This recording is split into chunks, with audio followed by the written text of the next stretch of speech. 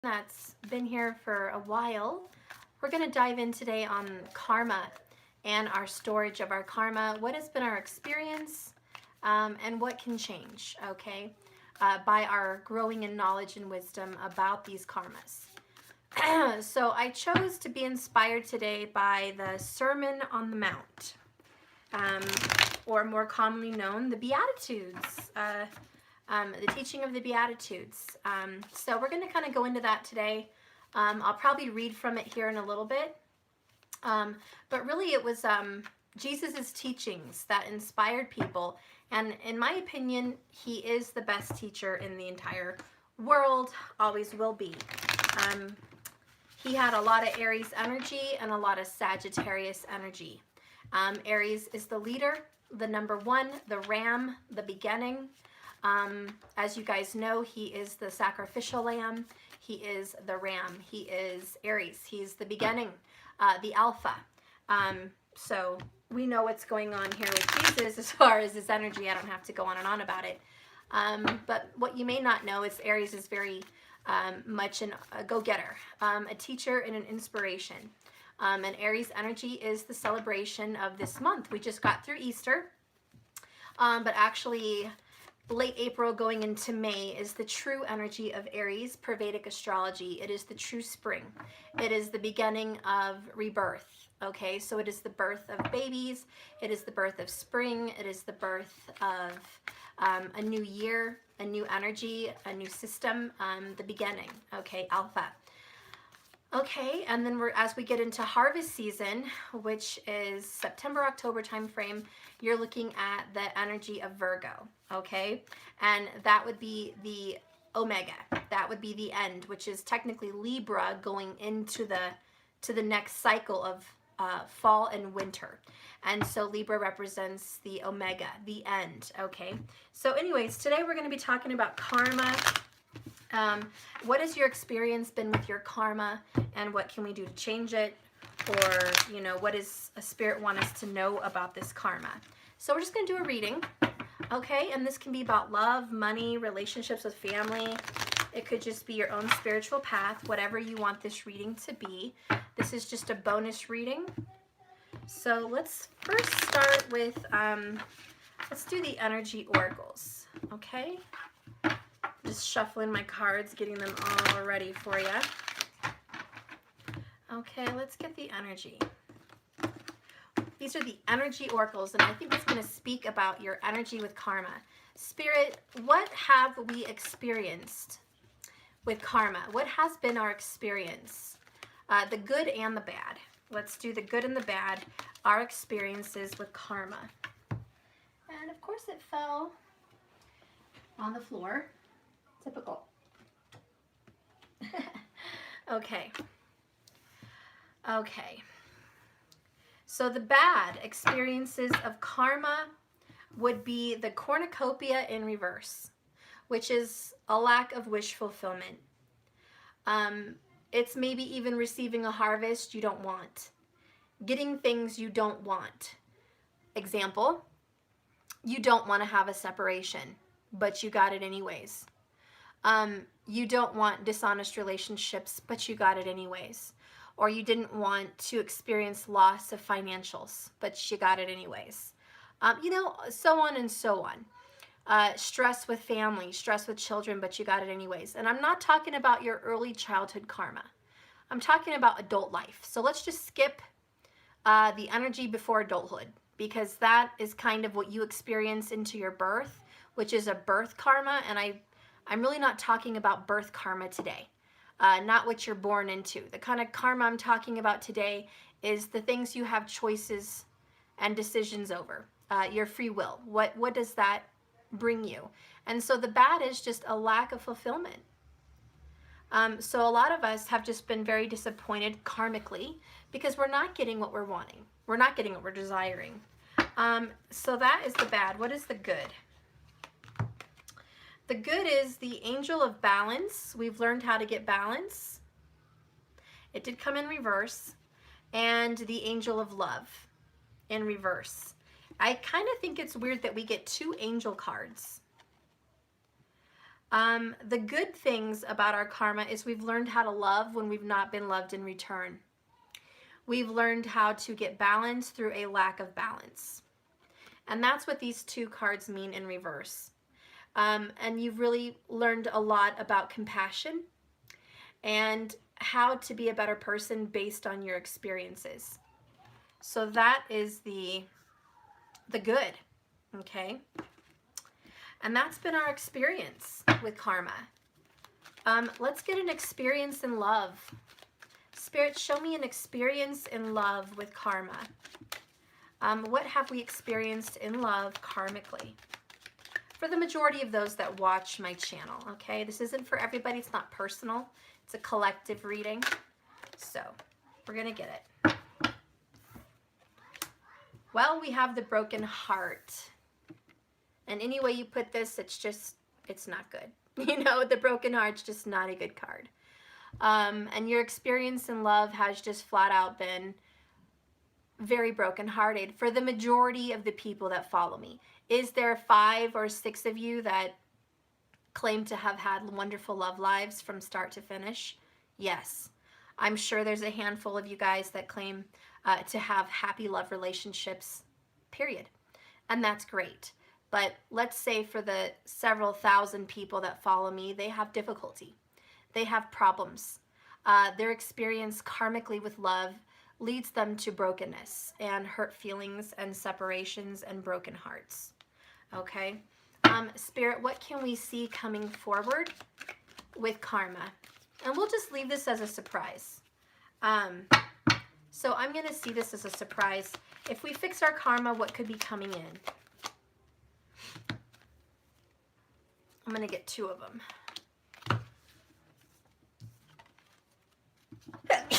Excuse me. Okay, I'm good. Bottom of the deck actually surprises me, Healer of the Ages. And being that we're going to talk about Sermon on the Mount today, and Jesus being the teacher, I'm so happy he showed up in this reading. Excuse me. And so he is here, definitely healing this karma and healing us with the Beatitudes. And a lot of us don't come from a religious background, and a lot of you do come from a religious background. So when I read some of the Beatitudes, you're probably going to be very familiar. A lot of you have seen these things posted on Facebook, or you've seen them on pictures and photographs at stores where you can hang them on the wall, or you've heard these sayings, and you may not be religious, but you're like, oh, I've heard that saying. So we're going to get into that. Really, Jesus came and told everyone about karma. And I believe that's what the Beatitudes was. It was about the law of attraction. It was about karma.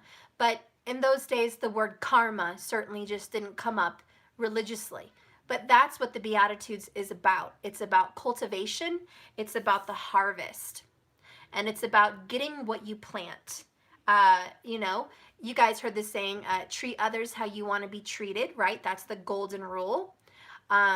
Do unto others as you want done unto you is the same thing. You've heard that. Same thing. All of those different things. So you grew up Catholic, so you are aware of the Beatitudes. Yay, Sun Val L, I love you. So Jesus is going to preach to us on the Mount today about our karmas. I'm so happy he's here. This will be a surprise. We're going to pull some more cards for you about your personal journey and what's going on. Okay, so let's get your experience with karma in regards to your divine masculine energy. Okay, this could be your divine masculine self or your lover that's a divine masculine. Okay, keep in mind it's how you want. So what is an energy karmically that you've been experiencing from this person in regards to the broken heart? What is an experience you've had? We have tired and exhausted, overwhelmed, sleepless nights, overgiving, and no boundaries. So this has been a very difficult energy when it pertains to a man in your life or a woman with a masculine energy, or yourself. Maybe you're just over exhausted here. It looks like there's no boundaries and you overgive, okay? Which makes you overwhelmed. You overdo it. Also, a lot of you, I feel that you've been in relationships to where you don't know where your husband is at night, or your boyfriend, or your girlfriend, wife, whatever. You do not feel like you have always been certain where your masculine is. You also don't feel certain where they are emotionally in your relationship. There's always an uncertainty, which leads to sleepless nights. Sleepless nights is you don't know how they feel, really. You don't know where they stand in your relationship, really. And so there's a lot of these things where you're just unknown. It's a lot of uncertains. And this confuses you because you make it very loud of where other people stand. And you're not getting that in return, which makes us question, well, if the Beatitudes is about you get what you give, why am I not receiving honesty? Why am I not receiving openness? Why am I not receiving certainty in my relationships? Because that's what I give. Now, karmically, this is what we're receiving, is bad news here. It's tired and exhausted. And I think one of the things we're missing about karma, it's not just our actions that we get back what we give. It's also our hidden intentions and our emotions and our thoughts. And this is where we get confused. We're like, well, I'm doing, but I'm receiving not what I do. Yes, but what about the subconscious, the thoughts and the feelings, the emotions behind it? There's fears, there's worry, there's bad memories that we've hung on to in the past. And there's also just thoughts of unworthiness, thoughts of uncertainty, which can promote manifesting these things into a reality. Okay? So a lot of that comes into play. But also, remember that your masculine also has a karma. And what they put out, they get in return. So this is a two-way street. We're not just going to get results with another human based on our results. Now, with items or opportunities or careers, that's different. We'll get back immediately what we put back into a career. We'll get back immediately what we put out to eat and take care of our bodies. We'll get a response. With things in our control, we can get back immediately. Manifestation, visualizations, and what we have control of. We can make that happen in our own way. But when it comes to controlling another human, this is where we get disappointed because we don't have control of them. And clearly the masculine is manifesting instability. The masculine is also manifesting and promoting what they give out, which is uncertainty. And what are they receiving in return? Love and affection and kindness. Well, why are they receiving that? Because consciously, they're not giving you all the certainty that you're giving. Subconsciously, you're not supporting it either. But on the masculine subconscious, if you're following me here, they are promoting motherly love, affection, romance, certainty. In their subconscious, they are always thinking about mom or a motherly divine feminine energy, or they're always thinking about nurturing and needs being met. And that's why they're attracting it from us, because they're manifesting our love. Even though they're not showing it action-wise, physically, their subconscious thoughts and feelings are more powerful. Now, do you see where we're contrasting?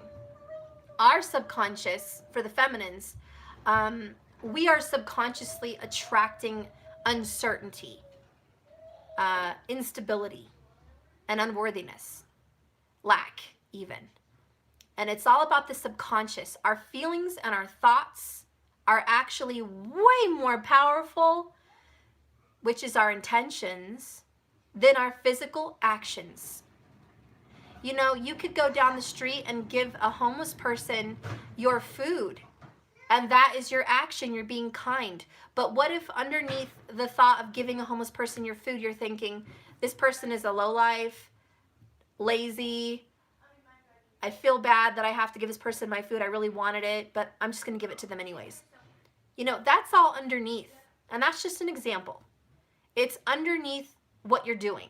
Because it doesn't matter what you're doing, it matters about your thoughts and your feelings and your intention.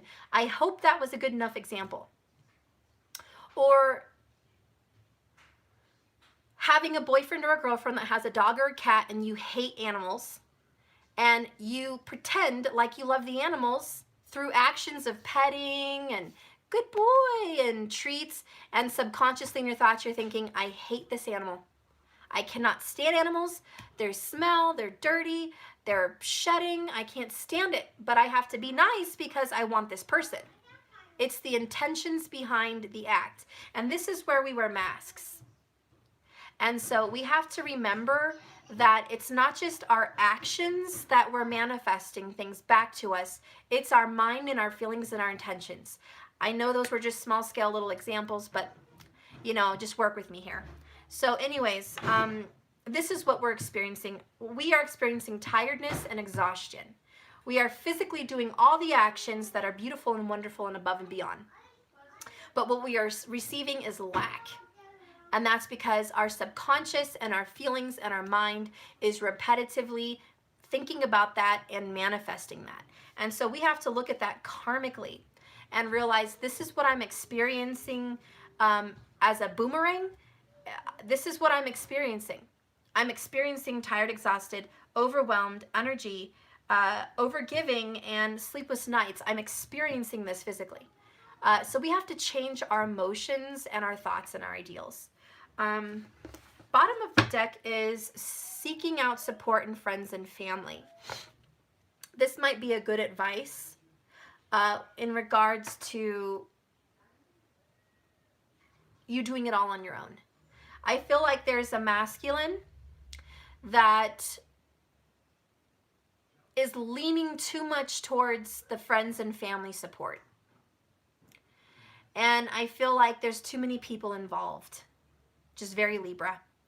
And I feel like the masculine is very dependent on other people, which is codependent in a sense.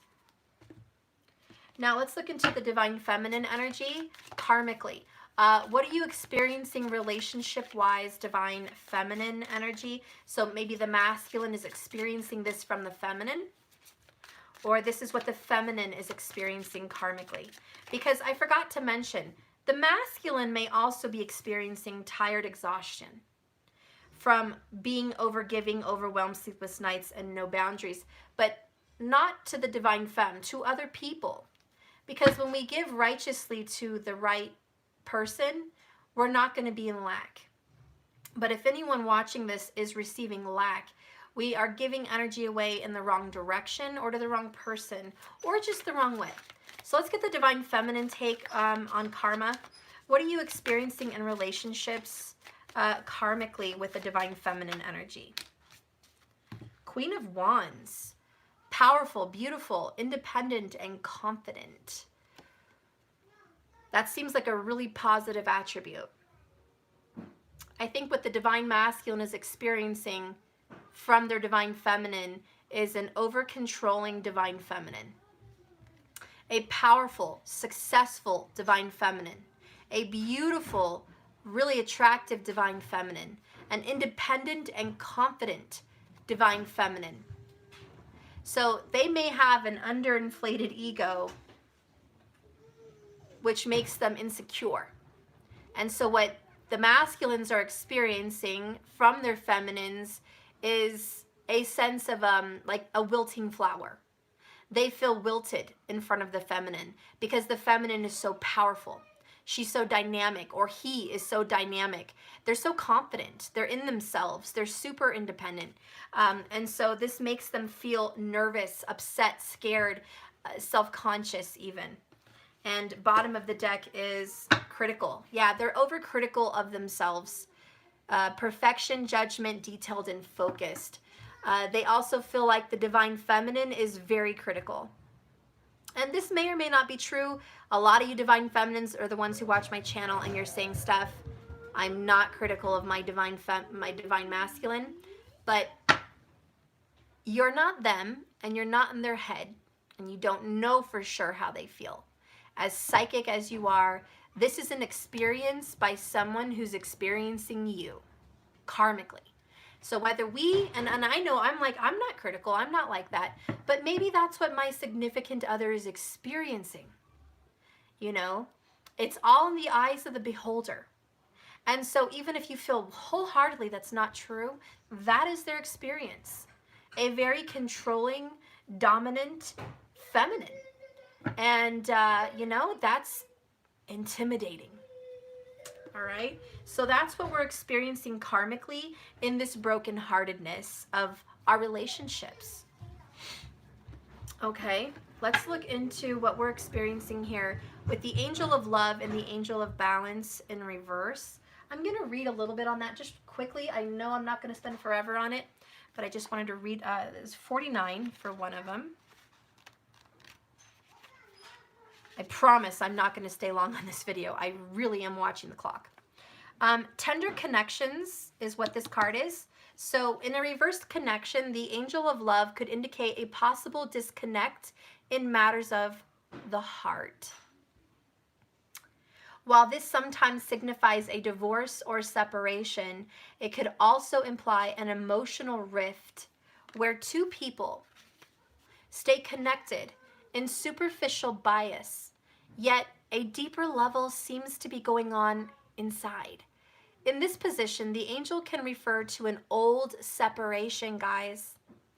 If the longing remains alive in the one partner's heart, if you find yourself unable to let go, this love angel is telling you that it's time to release any, you heard it 1,000 times, toxic or unrequited love attachment that you might be holding on to.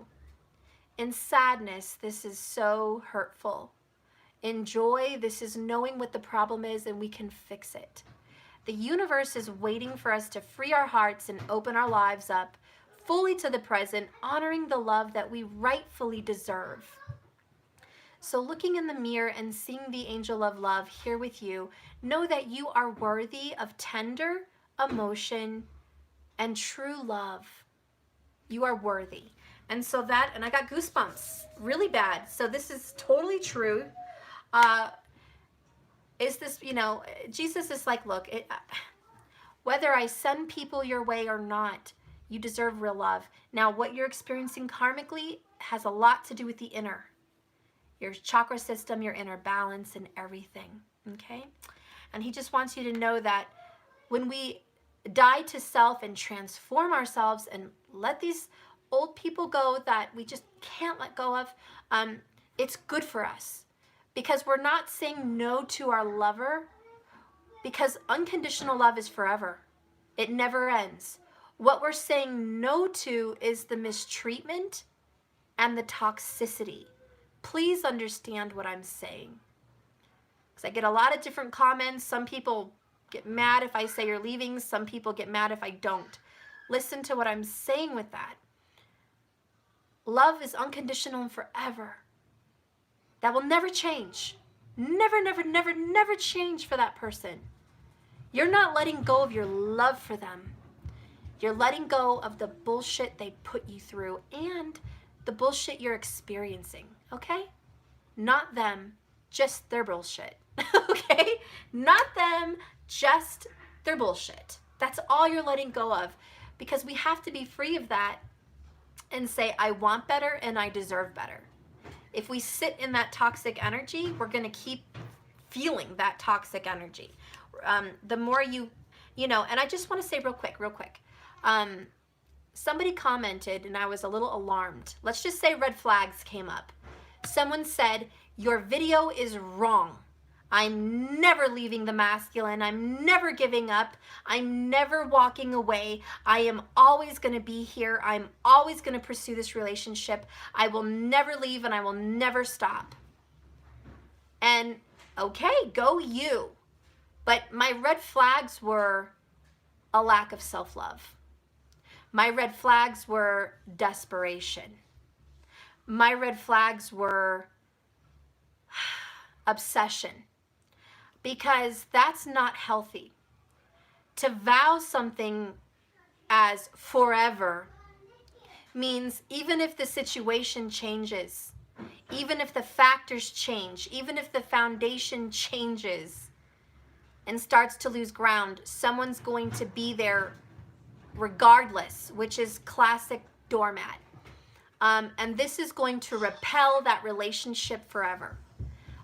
Someone that's in that energy needs to know that you are repelling that person from you forever. And that is the truth.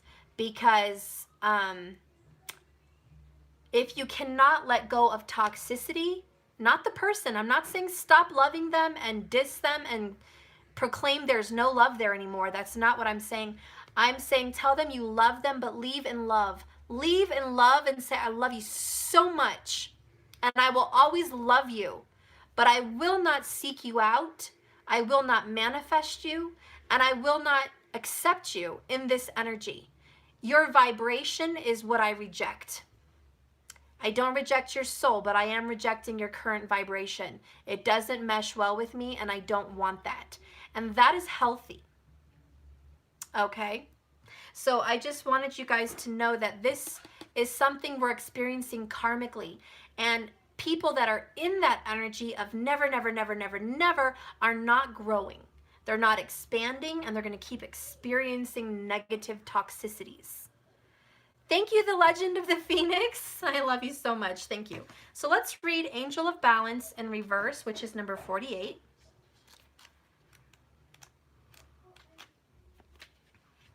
Okay. So this card, guys, reversed, could represent a difficult time for your own personal growth. Wow, just what I said. You may be feeling confused about your personal purpose or disconnected from your heart's true path. Look within and open up to your own inner guidance and trust your intuition about whatever you need to learn in order to move on. Okay? In order to move on. Wow. Let me just double check that. That is deep. In order to move on. There's an affirmation in here. Let me see. Where is it? Okay, being centered on self-honoring in your choices. Being centered and self-honoring in your choices. Being centered and honoring your choices. So in the reverse position, this Angel of Balance comes with a loving warning that something may be seriously out of proportion in your life. Totally out of proportion. It could be as an important emotional component, such as a lack of self-acceptance or self-care, which is exactly what we're talking about. Remember, however, that when you put yourself last, very last, the universe will do also likewise. Receiving this card, my loves, reversed can often serve as a warning of lost energy, calling you to relax more, sleep more, or even just drink lots of water and investigate how you may be out of balance in your time and energy regarding the externals and internals of your life. The adjacent card in the spread could indicate the particulars. Perhaps you've been working too much or being obsessed with relationships. Now, does obsession mean that you're just some sick asshole? No. Obsessions are desire. Rahu is obsessions. Rahu is desires. Okay? Those things are in your chart. Everyone has an obsession. You wouldn't have any career or any family or any car or any personality if you didn't have something that moved you. Obsession moves you. A lot of you guys are moved by love. You're completely moved by love. So what is your obsession? Love. Is that a bad thing? Are you evil? No, it's not true. No, you're not evil. But this is something that does need balance regardless. Okay? This loving angel can help bring you the courage and wisdom you need to break these toxic patterns. Meditate on the angel's presence and visualize her pouring a beautiful liquid through all your chakras, balancing them and bringing them warm peace. remember that you always have the power to bring back things into a peaceful balance. And thank God we always have the power to do that. Okay? So this is not a helpless victimhood. This is you have the power to balance yourself out again. Thank God we have that choice. Turn my light on. Okay. And before I move on to the rest of the reading, we're just going to read number 11. The Cornucopia in reverse. I know we got it recently, but we're going to read it again. Some people don't follow me often. Okay? So the Cornucopia reversed is often a card of personal frustration. You may find yourself discouraged by having your wishes denied. Or perhaps you're just disappointed with delays that are involved. Don't be surprised or disheartened if all these obstacles seem to constantly block your way. It may simply take some patience and persistent action to fix it, remedy it, or just be peace with it. It may require also a radical shift in how you're approaching your goals, because approaching them is very different.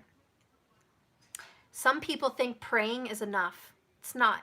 Some people think visualizing on a vision board is enough. It's not. Some people think meditating on it enough is enough. It's not. It requires a multitude of energies. You can't just get this done by throwing your hands up and doing a couple things. You get your needs met by doing a lot of things, okay? There's a combination. Anyways, this card reversed can indicate a cycle of restriction or a period of lack or loss. Don't let this detour you. Use this time to go deeper. There may be a lesson or an extraordinary new direction to take. Just be open and flexible. Breathe and be aware that there is many roads to happiness. Many, many, many roads. Okay. Oh, and look, I was missing this earlier and I found it. Yay. My focus card, number 22. I was missing that. I'm so glad I found it. Okay, put that in there. Anyways, so this is what we're experiencing karmically, okay? And that's a tough road. Constantly having an obstacle, getting lack, being disappointed in love, feeling like we're out of control in our lives. This is very frustrating. Spirit, can you clarify the cornucopia energy in reverse with an additional message? An additional message, please, for cornucopia. Denial. Wow, we just said deny. We just said obstacles and the denial of your wishes. Aren't these two very similar cards? They look identical, in my opinion. Reaching out for fruit that's out of touch. Being denied. Not being given what you're asking for. Not seeing the fruits of your labor the way you expected. This is the karma that we are experiencing. I have a feeling this message, because there's two cards, is going to be kind of big. So, I don't know what's going to happen, but get ready. Spirit, show me our unbalance. Show me the karma, challenges, and issues that we need to face. Show us the karma that we need to face. Yep, two more cards. Deceit and focus. We do not focus. I think Spirit wants us to really focus, hone in. Sagittarius energy, hone into something. When we ask for something, we get busy with 1,000 other things, and you know it's true. You know it's true. We ask for something and we go about our day not focused. Okay? Deceit also is an issue that we need to work on. Deceiving ourselves. Now, what do I mean by that? Let's just use me as an example. I will be the martyr here today. I will be the crucified lamb. Example, I may think that I have no fault in some area of my life. I may think that I'm really successful in a specific area, but I could be deceiving myself. I could. Sometimes where I think I am winning, I need work. Overconfidence kills. And so deceiving ourselves in our ego, which is very much the devil card, and this looks a very devil card to me, is our pride and our ego. Do you know how many people I work with that are overconfident? I can't even begin to tell you. And it's true, almost everyone in the comments as well, you've read them. It's I'm not wrong, I'm in the right. It's no, I'm this, no, I'm that. It's always holding self in high regard. It's nothing's wrong with me. Nothing's wrong with me. Or just take what resonates because I'm preaching a hard message. You always get that comment, take what resonates. It's a hard message to swallow. That is the pride and ego I'm talking about. It's our self-protection. We have to be raw and vulnerable to actually correct our karma. We have to know that we have made mistakes unknowingly, not intentionally. My intentions were to come in clear and honest and loving and forthright and doing the right thing. Those are my intentions. But what is actually happening is not that. And judging is another thing. We all judge because we like to set ourselves apart from a group. We like to be individuals. We like to be different. We like to stand up and stand out. Well, not everybody, but a lot of people do. And you'll get a lot of the Aries. You'll get a lot of the Leo, the Saggy, the Libra, the Cancerians, the Geminis, even the Pisces that like to talk a lot about themselves. And I'm not like that. They're like that. Or I'm not in this. You'll get a lot of self-preservation, self-protection. And you'll actually see a lot of judgments in those signs. They don't stay quiet. You know, they don't stay quiet. These are the preachers and the teachers that will come out and quote scriptures. These are the people that come out and say, whatever little message they want to send to someone to correct them. And maybe it does come from the voice of God. Maybe it also comes from the voice of their ego. Because when we correct people from a high position, from a high pedestal, we are therefore saying we're better. We are better than them because I know better. And that's what you see in comments every day.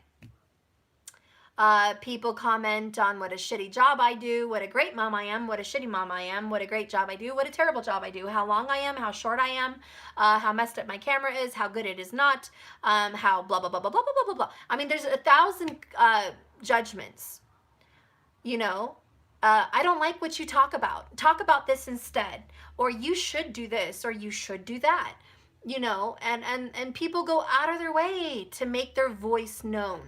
And that's what that's about. And think about if they're doing it to me, who else are they doing it to? And I'm not trying to make everyone stare at people or read their comments and see what's going on, but let's be real.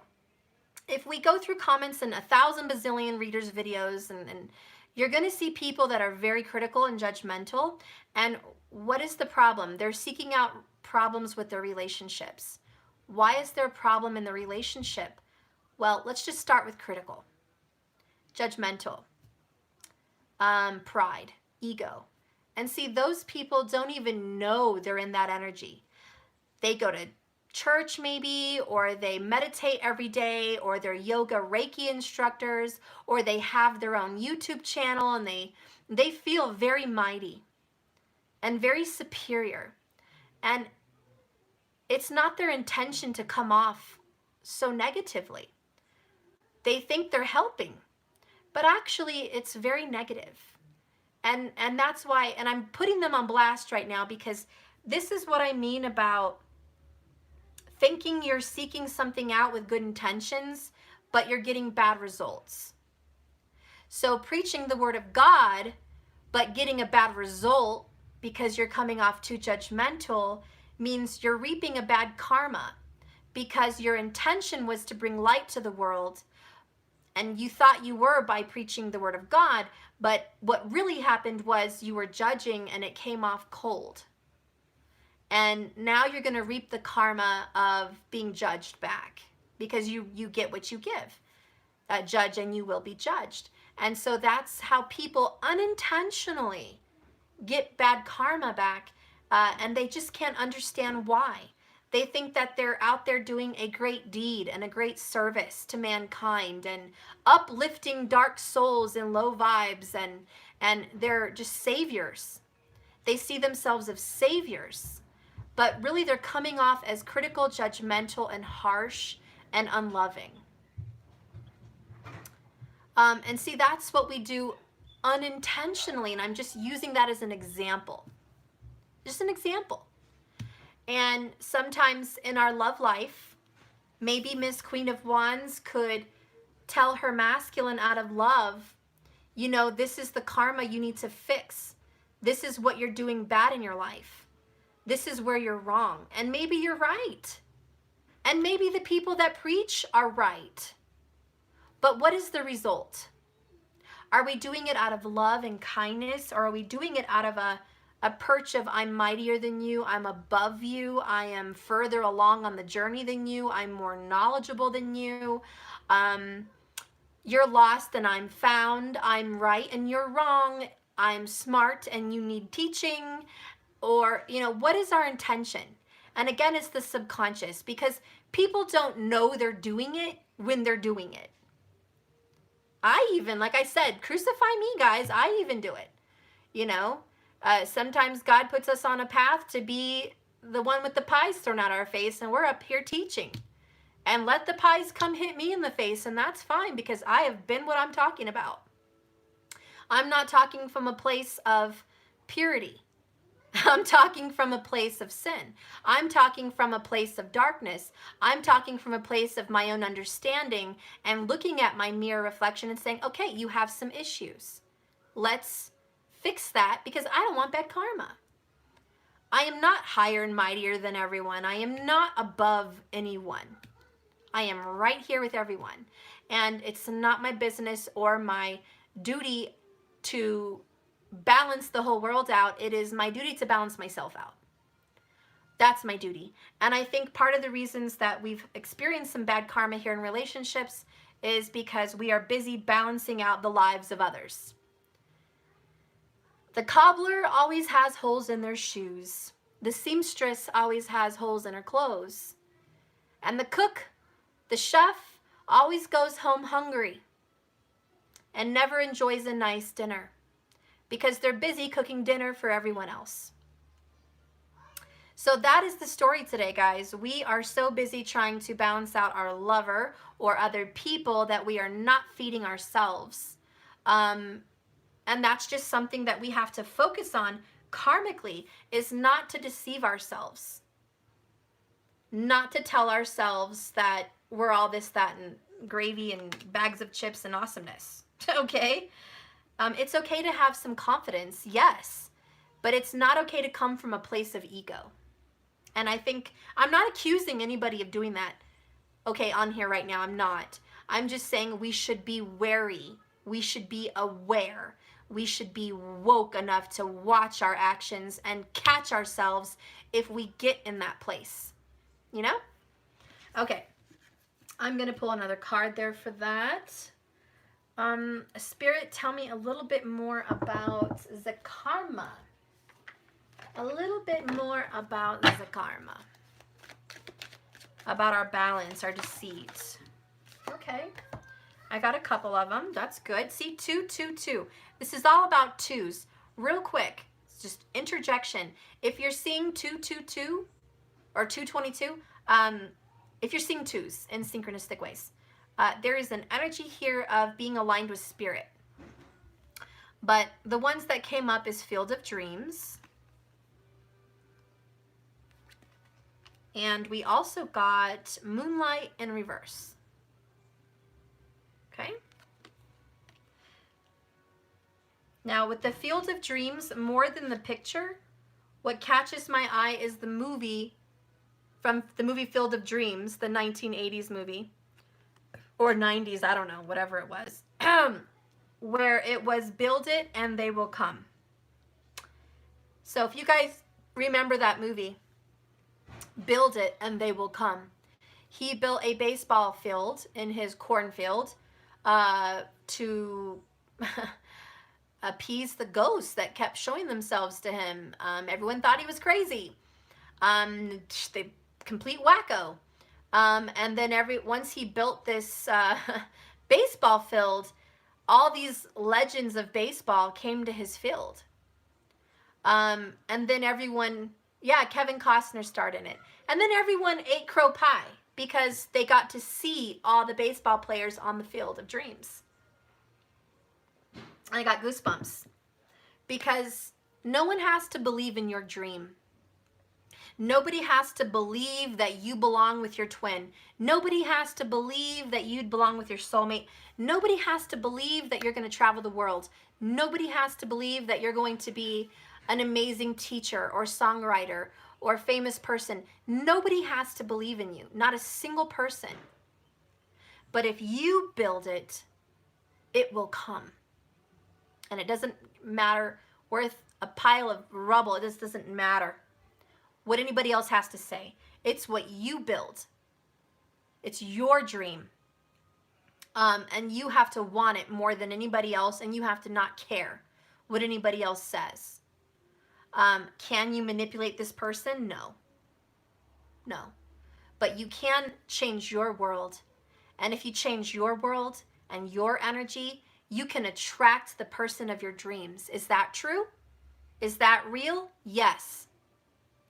Yes. If you live in the energy of defeat, you will not win. And I'm just going to stay on this and move on just 1 second.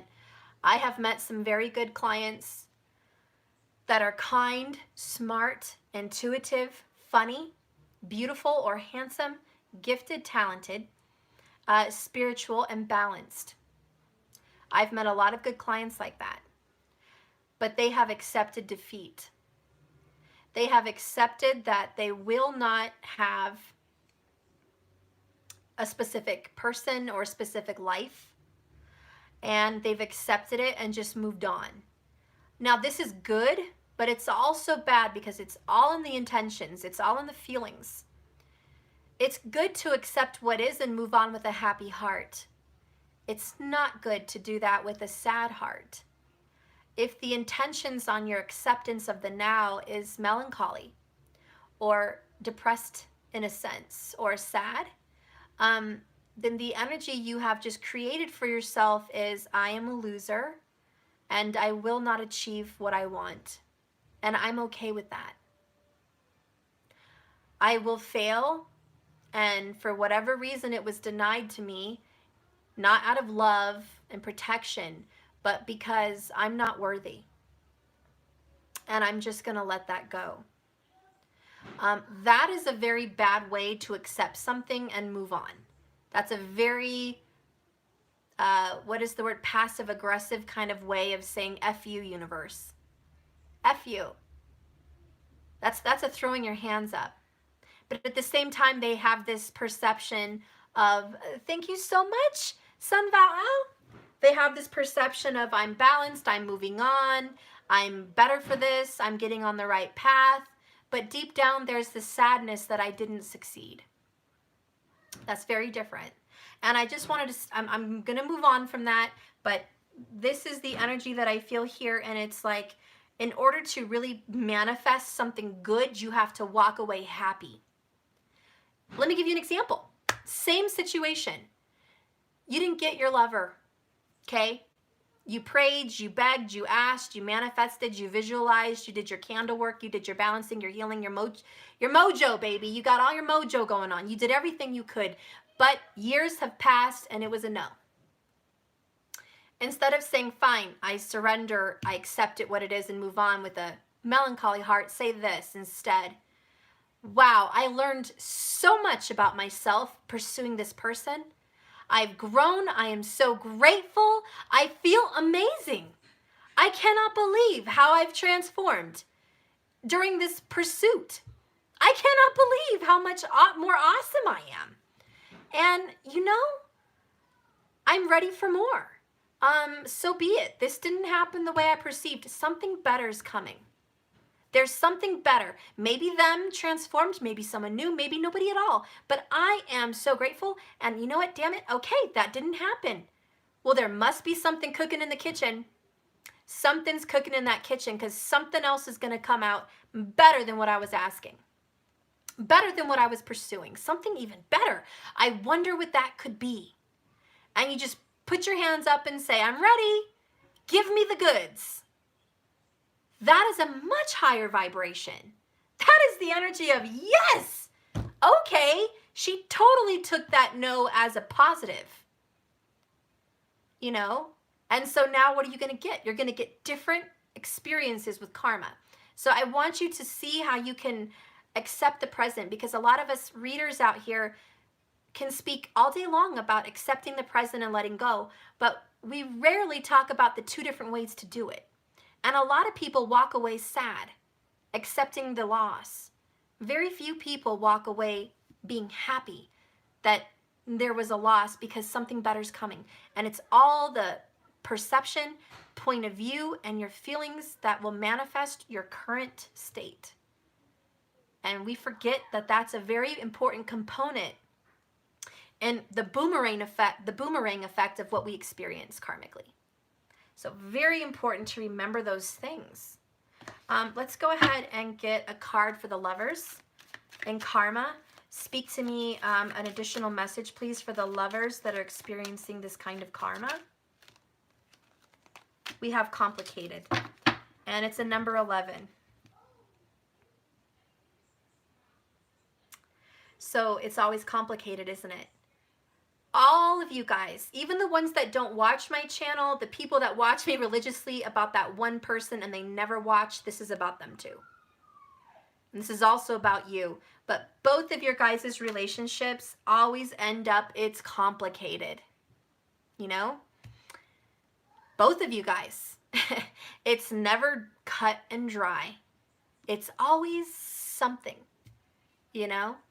A super long engagement for the other person that never happens. It's never a wedding that happens. Or third-party situations. Or we're together but we don't live together because we're not ready for real commitment. We're unsure. Or it's physical but not emotional. Or, you know, it's always complicated. It's they love me but they don't admit it. Or they say they love me so much but they don't show it. It's always complicated. And there's always some piece of the puzzle that needs fixing. You know, it's for the other guy too. It's always like, I love them, but there's something missing. I want this, but I have all these obstacles. You know, it's always complicated. So this can be an issue, obviously. Bottom of the deck is differences. Yin and yang, black and white. The two kitties. I love it. You guys are so different, but you're so much the same. You belong in the same bowl of fruit, but one's an apple, one's an orange. But you're both fruit. Different wants, different needs, different desires. Because why? One's masculine, one's feminine. The same yet different. God is both feminine and masculine. The same, both different. It's all about creation and love. It's all one source. Why are they so different? Positive, negative charges. Okay, so this is what we're experiencing. I did say I was going to watch the clock. I'm at 54 minutes. I'm going to hurry up here. Let's get a tarot here. Show me about the lovers. Show me about the lovers and this karma. Oh my God. The one card that comes out is the Tower. Why? Because you guys always experience separations, Mommy, divorces, and breakups. I want my dinosaur egg. Your dinosaur egg? Mm-hmm. I don't know where it is. I want it. I know you want it, but I don't have it. Here, you can have that. I want it. Okay, well, I'll look for it when I'm done, okay? Take your present. I want it. I know. I want My goodness gracious. I want it. Stop it. I want it. Okay, that is enough. Okay.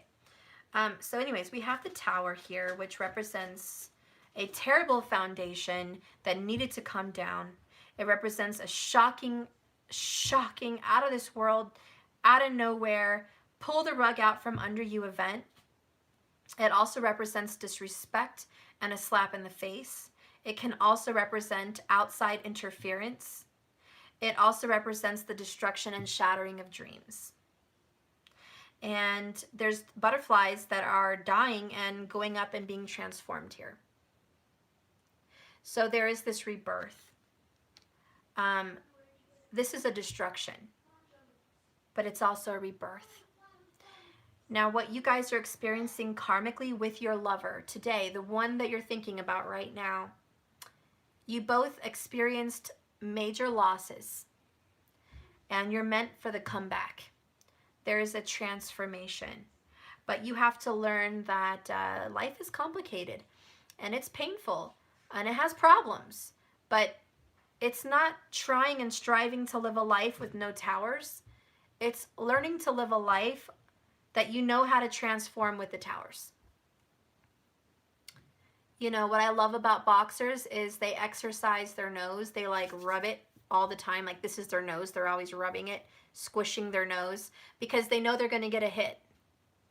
They prepare. They're like, I'm going to fight. I'm going to fight and I'm going to get in a boxing match. And chances are, yeah, I'm 9 out of 10 going to get punched in my nose, punched in my face.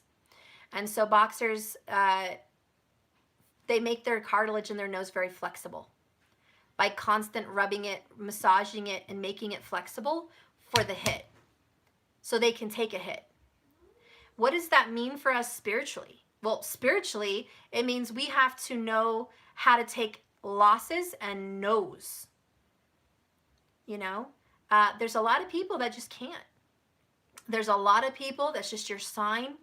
Rejection is too much. It just hurts too much. And that's the karma, getting these rejections. There's a lot of other people that getting a loss is just too much. Losing a family member, going through a divorce, the detachment from things that we love so dear, it's too much. I kind of laugh watching these My Cat from Hell shows. Me and my kids have been watching that lately. And there's these cat moms that I can't even imagine my life without my cat. I can't even imagine.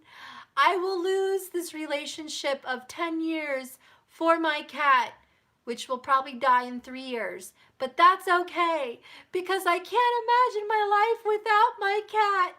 I don't even know what I would do without my cat. Or people that love their dogs. I can't imagine my life without my dog. My best friend. You know, and they don't know how to let go. That's a sick attachment. That's a codependency. Now, I'm glad you love your pet, your family member, your child, pet child, fur baby, whatever. But they gonna die a lot sooner than anybody else. I'm just saying. And if you are losing your shit on a national TV show, you are snot dribbling, I can't live without my animal, then God help you in the next 3, 4, 5 years that that animal dies. Because I guess you might as well just commit suicide and jump off the cliff. Because, I mean, if you can't handle a loss, there's a problem. And you can see some of these people have a sick codependency. They overfeed their cats, overkiss their cats. They stress their cats out, and they don't even know it. You know, there was a woman that was kissing her cat. She was like,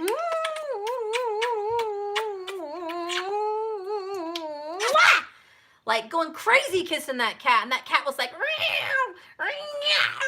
to freak out. You know, like, get the fuck off me or I'm going to scratch your face off. And, you know, she's like, I love my kitty. And he's like, you are stressing your cat the fuck out. Your cat is going to run away, and I don't blame him. And they're like, what? But she's always let me kiss her since she was a kitten.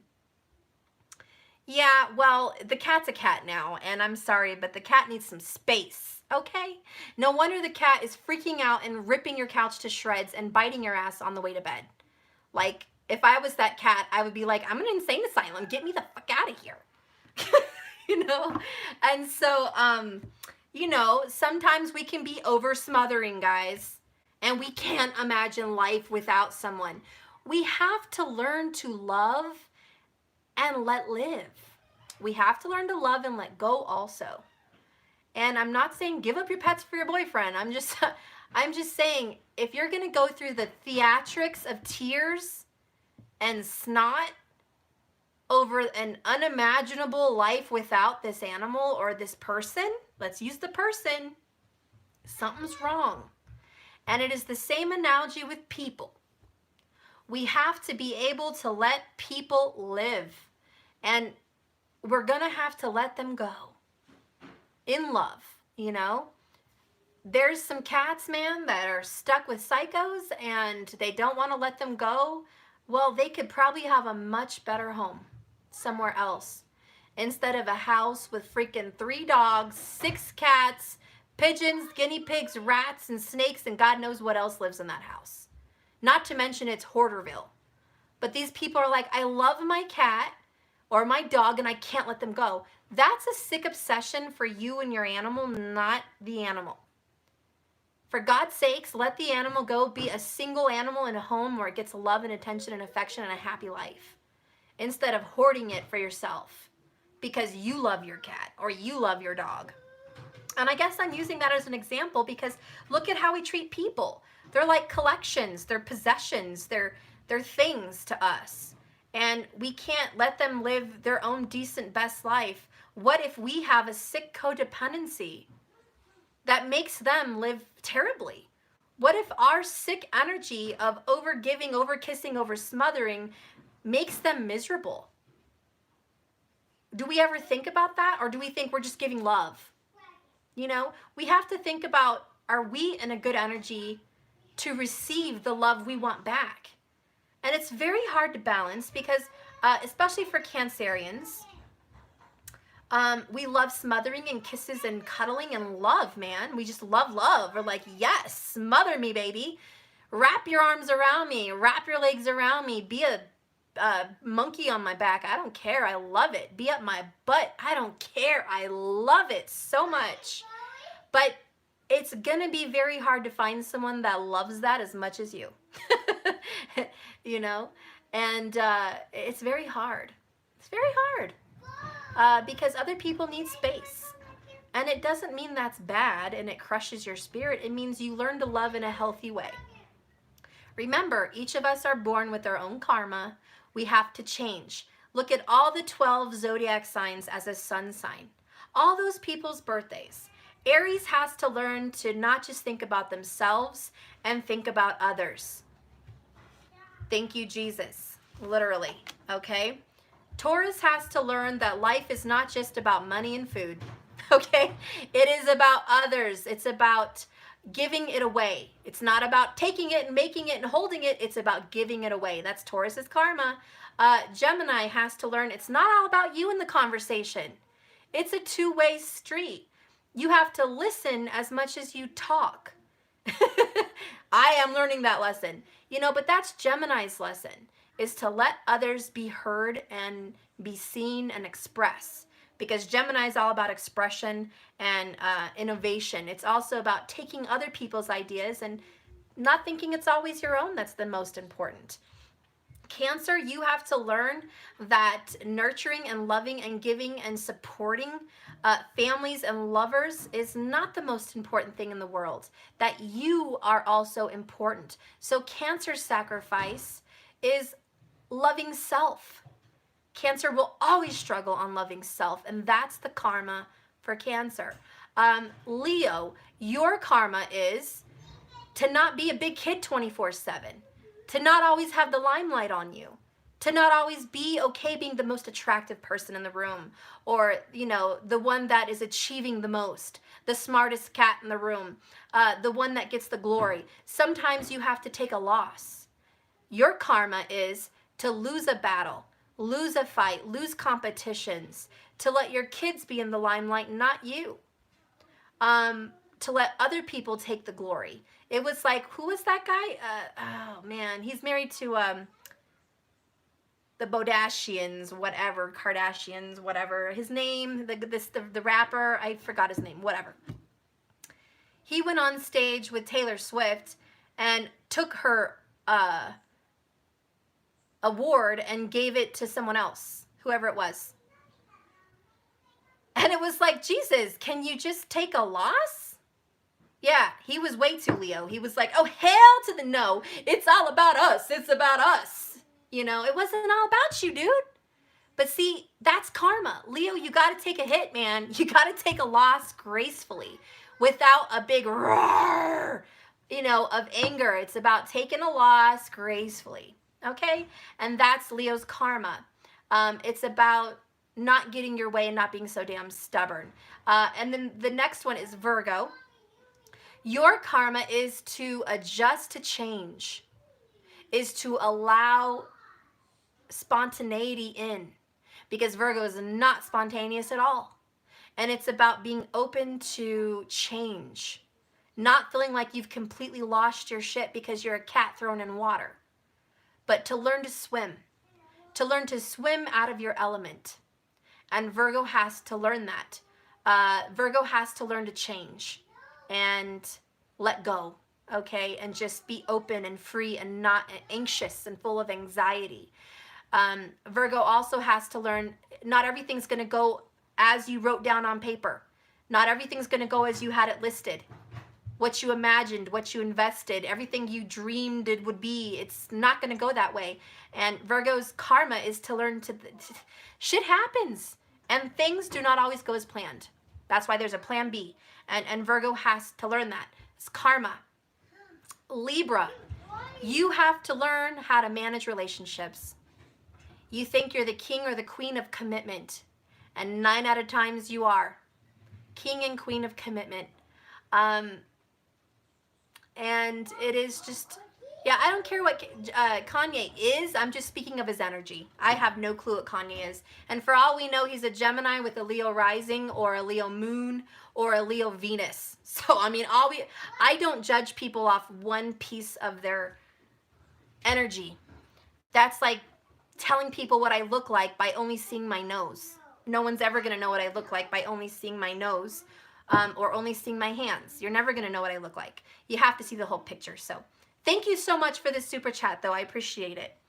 But Libra, your karma is going to be balance between relationships because you constantly have too many. Libra, you're so good at making relationships. You're so good at making commitments and getting people to be in relationship with you, Libra, that you have too damn many. And I do mean that. Too many friends. Too many lovers, too much going on. Libra has too many commitments. Libras will say, I commit to my work this morning. I commit to my friend doing them an errand at lunch. I commit to my kids, picking them and taking them to school, helping them with homework. I commit to my friend moving a couch tonight after all that. And I commit, you know, they're always making commitments. Libra makes a lot of commitments and they put too much on their plate, because it's very hard to manage all those relationships from one person. And so Libra's karma is not overfilling their plate with relationships as wonderful as you are at making them, but by serving one relationship or focusing on one relationship, because a Libra will go through many divorces because maybe they spend too much time with friends, not the spouse. Maybe they spend too much time at work and not at home. You know, whatever the case is. Maybe they spend too much time with the kids on their relationship, but not enough energy into the marriage. Libras will struggle with balance in relationships. They don't know how, well, they do know, but their karma is struggling to give to all the relationships they make. So you will catch a lot of Libras karmically under a lot of different commitments. And this is what happens, you know. This is not the polygamy circle, you know. And it certainly isn't the sanctuary for come one, come all, you know. And Libra wants all, you know. Okay, but it's not today. Stop fighting with me. I said it's not today. Hi, Chihuahuas. Mariah? He looks really bored. Can you encourage him to play on the trampoline right now? I'd really appreciate it. I'll even pay you. Huh? I don't want to go outside. I will pay you $10 to take him outside for half an hour. Please. That's all I'm asking. I'm near begging here. Okay? I will even clean your room. I will. Thank you. Okay? I am bribing my kids here. Okay? So I'm almost done. Let me get through this reading here. So please, I will do all of that. Anyways, so I was focusing here on Libra, and really this is your karma. It's just focusing on one relationship at a time, not making so many commitments, and you know, not making so many deals and promises and contracts. A lot of Libras make a lot of promises that they struggle keeping because they want to establish a connection and make a deal. Think about Saturn in Libra, the merchant. They're always making deals. A lot of Libra's karma is making a lot of deals they can't follow through with. They just can't. They don't have enough time, enough money, enough them, okay? So let's move on. Scorpio, your karma is definitely going to be, gosh, learning not to hold it all in. Because Scorpio is like a sponge. They withhold it all and they strike out. Your karma is going to be gaining a lot of wisdom and knowledge and not keeping it secret. Scorpio people like to have the fountain of youth but never tell anybody. The secret weapon but never say anything. The holy grail of wisdom and never give it to everybody else. It's your secret. It's like finding electricity that can be free for all, like Tesla, but keeping it a secret. You know, you found something so big but you don't want to share it. And so Scorpio is, the karma there is to share what you've learned. Open up about the gifts that you know.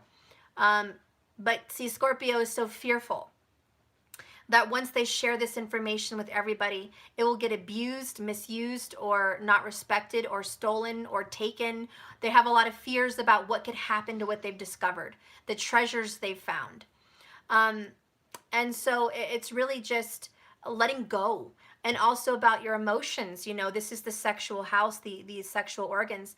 A lot of Scorpio's karma, and I'm not hating on any sign here, but Scorpios tend to be over-sexualized a lot of the time, or under. I've seen some cases where there's a bad placement in Scorpio where they're like celibate, like they're a priest, or they're in a marriage that's loveless, and they never get any action. So a bad placement in Scorpio could be no sex at all, ever, you know, and that could be a bad karma for Scorpio, is suffering. And I read someone's comment, someone said they hadn't had sex in like 20 years, and I was like, yep, they got a bad placement in Scorpio, a very bad placement, probably in their D9. But anyways, so you could have a lot of karma with that. And that could be, for the people that are over-sexualized, it could be where you have so many partners, you get a disease. It could also be where you have so many partners that you have children with different women, or, you know, different men, okay? It could also be that your karma is to be focused on sex, and, you know, learning how to have intimacy, not sex. And so Scorpio's karma is to be in tune with their emotions. And Scorpio, put the stinger down. You have to be emotionally open. One of the hardest karmic things for a Scorpio is to open up their little Pandora's box, their secret heart, which is on lock.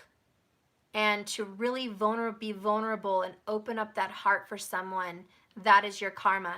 to expose yourself and your vulnerable parts. Not just being intimate and sexual and having an intense sexual connection. Not just getting along with people and keeping yourself hidden. This is Scorpio being out in the open. And your karma is to be open. Okay? Because you really have to be open to have a true relationship. And Scorpio has to learn to share and give, a lot like Taurus. You guys are looking right at each other. It's about giving and sharing and opening up. That's your karma. Give away. But sometimes, Scorpio, you're giving a little too much away. You know what I mean? And so your karma is withhold. I know there's a sexy woman that just walked by the room. It doesn't mean you got to give it to her. Okay? You know, just because, you know, you got the goods doesn't mean you got to share the goods with everybody sexually. Now, there is some karma there because you may be withholding your emotions, but you're giving out the other goods. Withhold, please. And so, Scorpio, a lot of your karma is learning when to give and learning when to withhold and balancing that out. Okay, so let's move on. Going to Sagittarius, your karma, you know, is going to be not always thinking you're right, accepting that you could be wrong. Your karma is a lot like Gemini, which is, again, you're looking at Gemini, which is listening. Your karma is going to be to listen because you do a lot of preaching, a lot of teaching, a lot of speaking, and you need to learn how to listen too. And I know you're a good listener because you wouldn't be as wise as you are without all your listening skills. But a lot of the reason you're as smart as you are at teaching is not because you're a huge, great listener.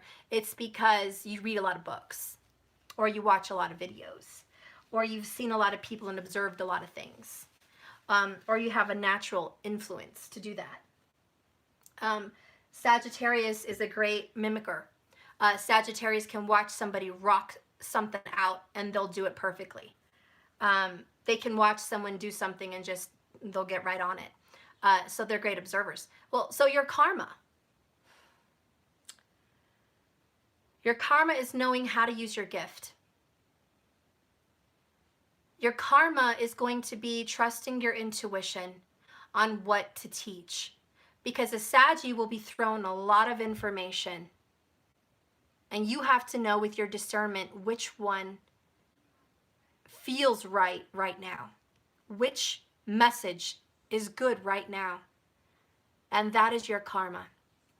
Because Saggies can sometimes run their mouths and give the wrong message at the wrong time because they didn't trust their intuition. Listening to that still small voice. These are people that maybe have a message written out already for the day, and it doesn't matter what energy they come into, they just say, this is the message I previously planned and I'm going to preach that. Sometimes God wants you to put away your previous message that you planned on and preach from the heart. Preach from the moment. Don't read off of a screen. Don't read off of a notebook. Don't read off of a prompter. Don't, just speak from the heart. And that's, Sagittarius karma is definitely doing that. It's also knowing when to quit. Because Sagittarius is a sign that definitely goes for the goal. And they don't quit till they achieve. Extremely driven. All Sagittariuses are driven. And part of your karma is when to stop pursuing something. Okay? Let's move on to Capricorn. Your karma is going to be to not self-indulge, quite simply. For Capricorn, it's about gain. It's about reputation. It's about fulfillment of joy and bliss for self. Because Cancer is looking at you, right? The sign of Cancer is fulfillment for everyone around them, their family. Cancer wants to give to everyone but them. Capricorn is the opposite. Capricorn wants to give to self. It's very hard to extend that to the people around you. I'm not saying that Capricorns can't do it. There's a lot of Capricorns that are excellent givers and nurturers. But part of being born Capricorn sun sign is going to be self-preservation. Looking out for yourself, an eye for an eye, a tooth for a tooth.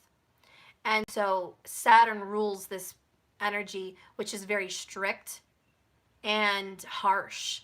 And Capricorn, part of your karma is being nice to others. Capricorns can come off extremely rude. And that's your karma. You can come off that way, or you can come off extremely nice. But it all depends on the mood you're in. And so Capricorn has to balance those moods out, you know? It's like, okay, so I'm in a crabby mood. I'm you know, I need my peace, I need my food, I need my sleep, and then I can be nice. Capricorn has to learn that even if they don't get good sleep, even if they don't eat and they're starving and they're hangry,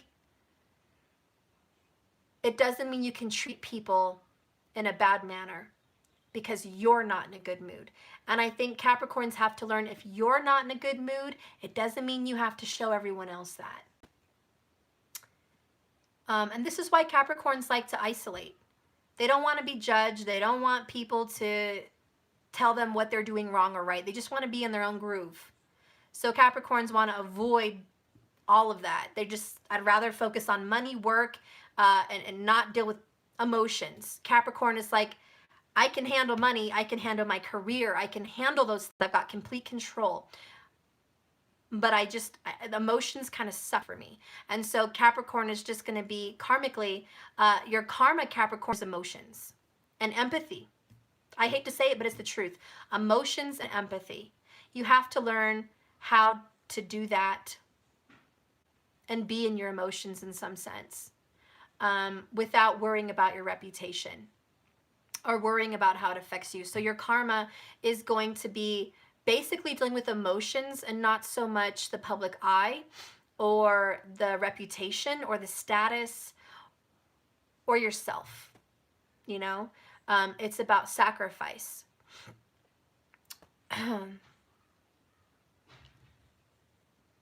So that's Capricorn's karma. It's also about working very, very hard for what you have. And Capricorns, you will all notice, all the sun Capricorns will have always worked very, very hard. They're dedicated to the things they really love. But again, it's what Capricorns love. Never met a Capricorn that works hard for something they don't love. Capricorns have to be inspired. If there is a lack of inspiration, there will be a lack of effort. It also has to make sense for a Capricorn to do something. If it makes no sense, they will not do it. It has to make logical sense. They're not going to spend their time, energy, or effort on something fruitless or pointless. And they make that point very loud and known. A lot of Capricorns say, no, I won't help you move because you didn't help me move last time. Or no, I don't want to help you move because last time I helped you move, you were unprepared and it was shitty and it was terrible and I broke my elbow and I'm not ever doing it again. No, there's nothing in it for me. You know, there has to be something in it for Capricorn. They're not just going to be altruistic and help because the good of helping. They have to have something in it for them, whether it's a pat on the back, reputation, you look awesome, thank you, or it's financial, or it serves them in some way. You know, is that a little selfish? Possibly, but that's their karma, to work on doing things without anything in return, because they're also Saturn driven. It's about transactions.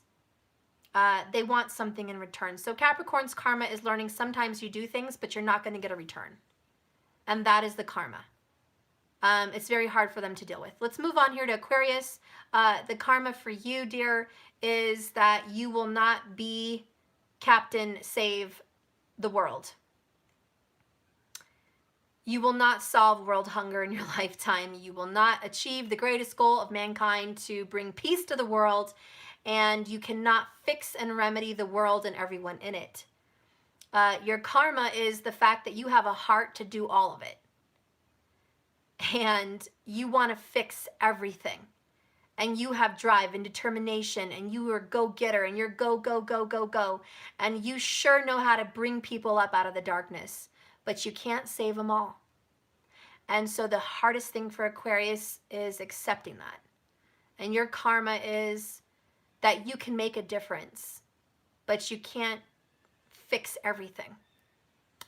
You may be able to help one person, but you can't help everybody. And Aquarius, that is one of your biggest karmas, is disappointment, because you have such high standards for yourself, such optimism and belief for the greater good, that it hurts you to think that these things can't be achieved. And me right now saying it's a no is like, no, I'll prove you wrong. And so Aquarius always wants to prove everyone wrong. But like I said, your karma is going to be to balance that.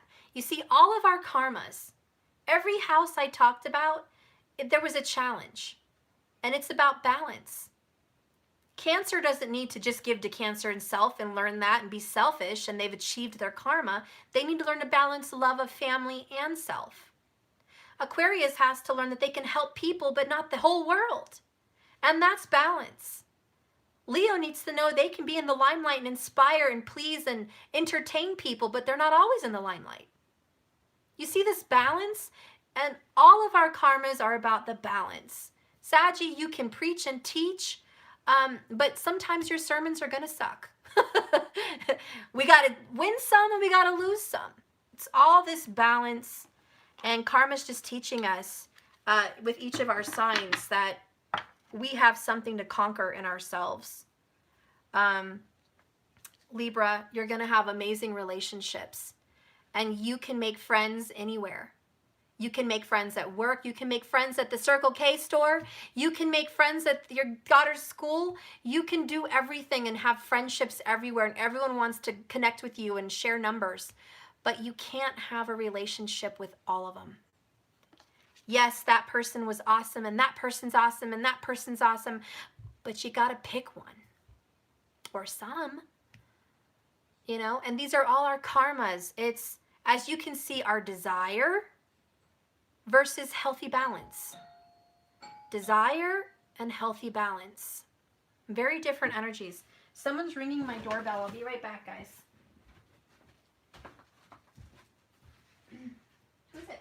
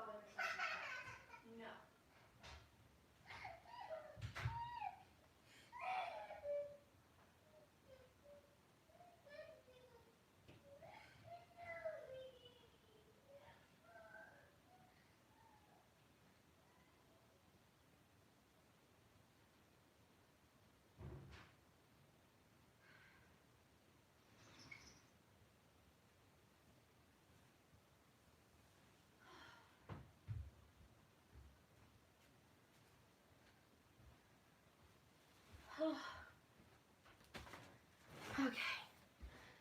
Sorry, guys. Had an incident with the kiddos outside. Whew, everything's fine. I think he escaped the front yard and went to my neighbor's yard. Oh, good Lord. These little fences that I have are only like 3 feet. So, put him inside. I can't, my daughter did not stay with him like I asked, and I offered to clean her room and pay her, but she still didn't stay with him. She took him out there and came inside and sat down in the living room, and there he was. That's why I have to be around 24/7. Can't count on anybody. Not even her. I can hear you. Okay, so anyways, we're going to move on here. It's not her fault, but hey, I have to work, so I don't know what else to say. I need a better fence. Yeah. I need a better fence, but he knows better than to wander off like that. He knows better. He did that. He shouldn't have done that. But anyways, he's okay. He's in his room. He's going to sit and time out in there for a minute, and that's that. So we're just going to focus here on this reading and finish here. I was leaving Aquarius and moving on to Pisces. Pisces, your karma is going to be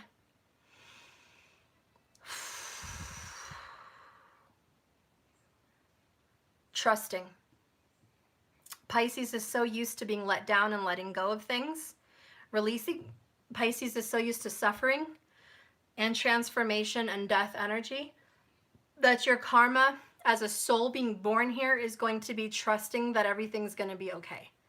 Trusting that they're not going to hurt you like the last one. Putting trust in anything, again, after a loss or some kind of a difficulty. Having faith in something insecure is very hard for a Pisces to do. It's, don't make me lose trust with you or we're going to have some issues because I can't just rebuild that trust. And so holding a grudge is going to be definitely the karma of a Pisces. You hold too many grudges or you just can't let things go, even though you're supposed to let things go and that is your reason for being born. It's very hard for you. So letting something go and trusting again will be your karma, okay? So be prepared for that. Know what your karmas are, know what your dharmas are, know all of that. Know why you were born, what is your soul going to make you experience, period. Sun signs represent the experience you will have, period. There's no free will about it. You were born here under this sun sign. You cannot change that. You can't pop yourself back in mama's tummy and come out at a different time. You were born, that is it. This is not your whole life, but this is part of your dharma, your karma. You're going to have to accept it. For each of these sun signs, you're going to have to know this is part of your life experience. And like this card says here with the Tower, it is experiencing the losses and being able to be reborn from them. All of these things in all 12 zodiac signs, letting them go and being transformed by them. Not living a life without conflict and towers, but living a life where you know how to take these towers and use them and transform them for the better. And so that's really what's being said today with our karma. We're going to go ahead and move on to the outcome. If we start mastering our dharma, our karma, if we start mastering these things in ourselves, what good can happen? I have two cards. Wow. I have the Sun. So this is about healing, and this is about transformation in a very healthy, happy, good way. This is about growth. And then here you have blossoming abundance, number 3 in reverse, but I think it still shouldn't be reversed. I think it holds the same meaning, abundance and glory and healing. If you tackle your dharma and your karma, you're going to have some losses and you're going to have some wins. But more than anything, you're going to have balance. I think that's what this means. Okay, you're going to win and you're going to lose. You're going to balance. So it's a very good energy. Let's go ahead and get a tarot on that.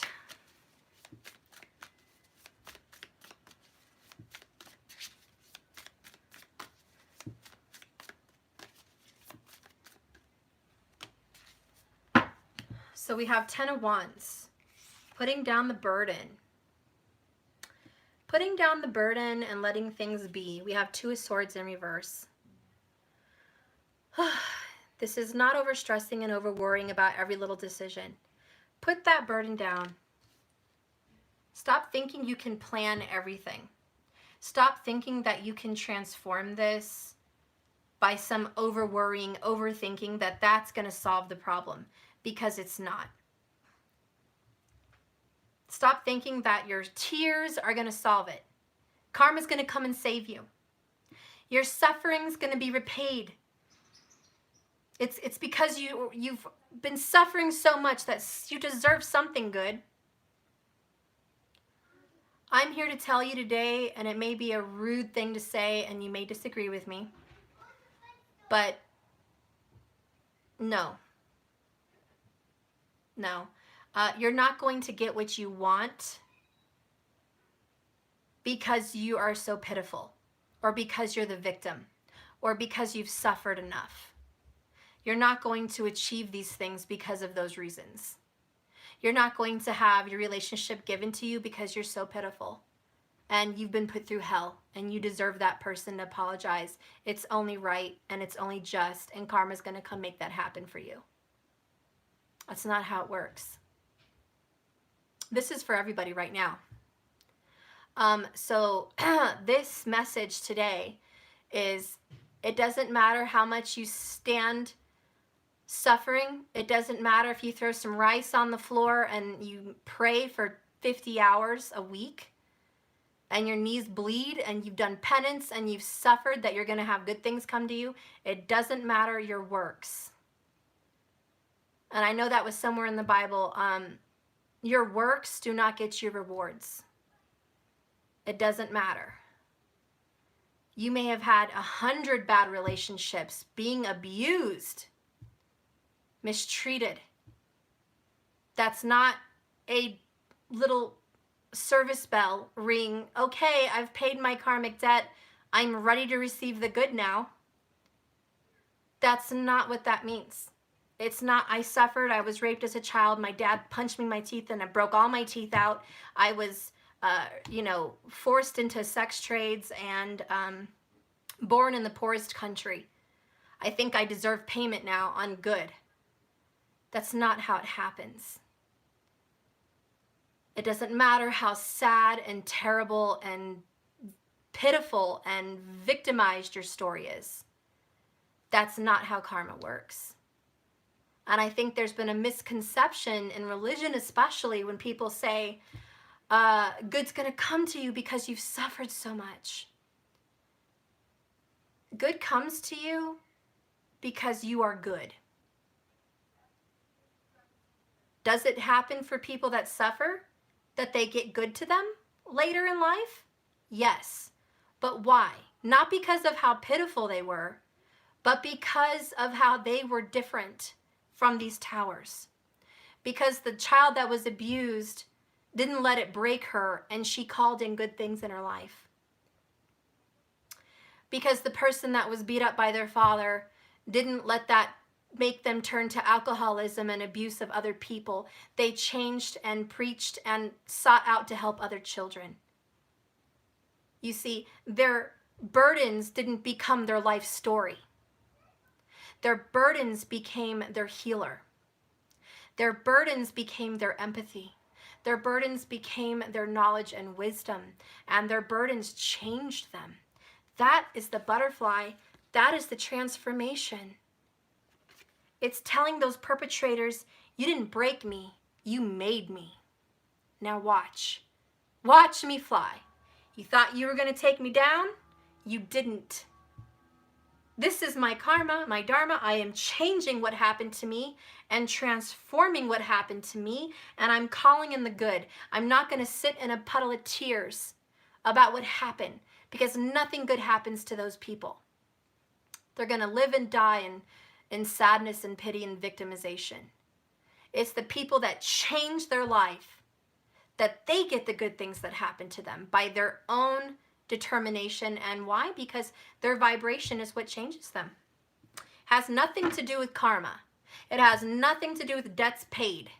And I know we hear that a lot in religions and even in some astrology about paying debts, but this is paying debts. Learning how to transform in a tower, that is paying a karmic debt, because you have learned a lesson. From now on, when astrologers tell you pay your karmic debts, take it this way. Learn from these situations and change and transform. Be better than those obstacles. That's paying karmic debt. Knowledge and learning as a soul is paying karmic debt. It's also changing your karma and your dharma for the next lifetime and the one you live in. So I'm going to almost end this, but I'll read the Beatitudes just to, and I think that's Matthew, hold on. Matthew 5-7. If you guys want to check that, let me know, but I'm pretty sure that's what it is.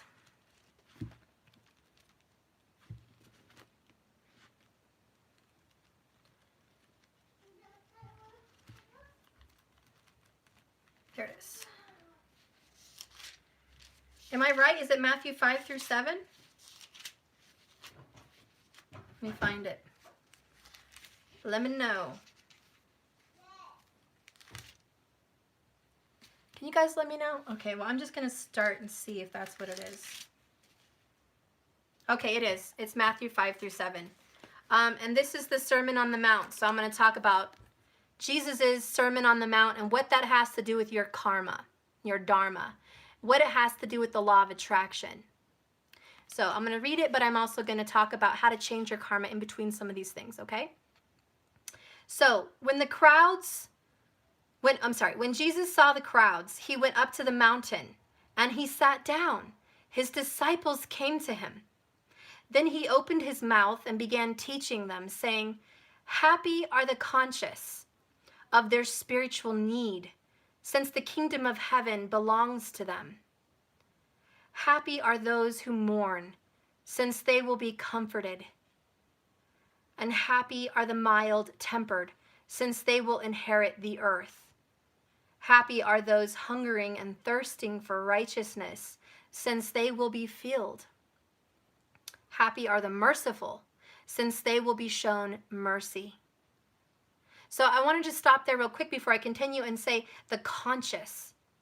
Let those who are woke be awoke and know that they are conscious. They know they have a spiritual food that they have to go seek out, and then they will be filled.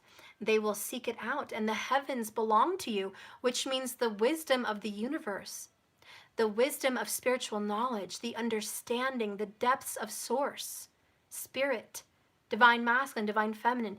Those knowledges are, that knowledge is yours because you are conscious of spiritual need. You are aware that there's something out there and it needs to be sought out to discover. And this is why that kingdom of heaven, which is your awakening, is yours. This makes you woke, okay? And then you have happy are those who mourn, since they will be comforted. The ones who mourn and grieve will find comfort. Why? Because they've mourned and they find peace in their mourning. You ever cried and cried and cried till you needed to cry no more? Because you started thinking positively. You took that final breath because salt water heals, and after your mourning happened, you found comfort. Why does the mourning find comfort? Salt water heals. You got to feel the pain to heal the pain. That's why he says, "Blessed are the ones who are in mourning, for they will find comfort." Because if you cry and let that pain out and you feel that pain and you really mourn, you find comfort in that pain because you're healing it. Okay? Happy are those mild-tempered, since they will inherit the earth. It means the ones that are calm and cleared. Tempered is not just your temperament, but in balance with people. Very Libra. Mild-tempered means the temperance card. You've learned patience. You've learned perseverance. You've learned to wait in divine timing.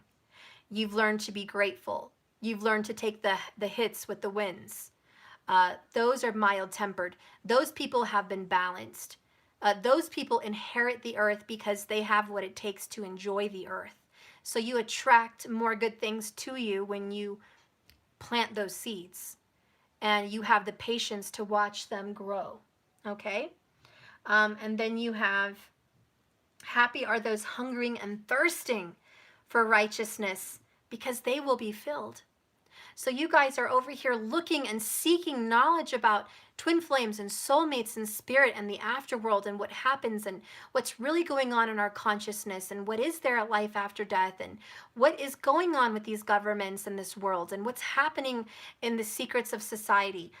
You are looking and seeking. You're thirsty. The people that are thirsty, that want this knowledge, that want answers, they are filled.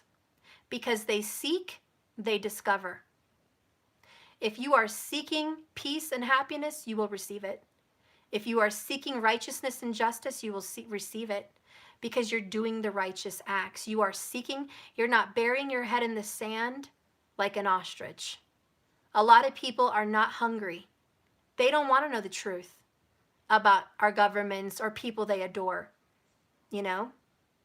Maybe that's the golden child. They want to be fed in the mainstream media and glorify something. And they're wrong. But they don't have a thirst or a hunger to find out and go down the rabbit hole and discover what is really true. They have no thirst. Therefore, they are ignorant and they are not filled. They are not knowledgeable. And that's why blessed are those who are seeking the righteousness, for they will be filled. Happy are the merciful, since they will be shown mercy. Well, that's do unto others as you want done unto you. If you expect mercy for the things that you've done wrong, be merciful. It's not because Jesus is going to come down here and bless you as a merciful, humble heart, which a lot of religions preach that. Be merciful and the Lord will be merciful to you. No, be merciful because the Lord is in everybody. Spirit is in all souls. If you are merciful, you will receive mercy. That is basic law of attraction. That is karma. What goes around comes around. The boomerang effect. Be merciful and you will have and receive mercy.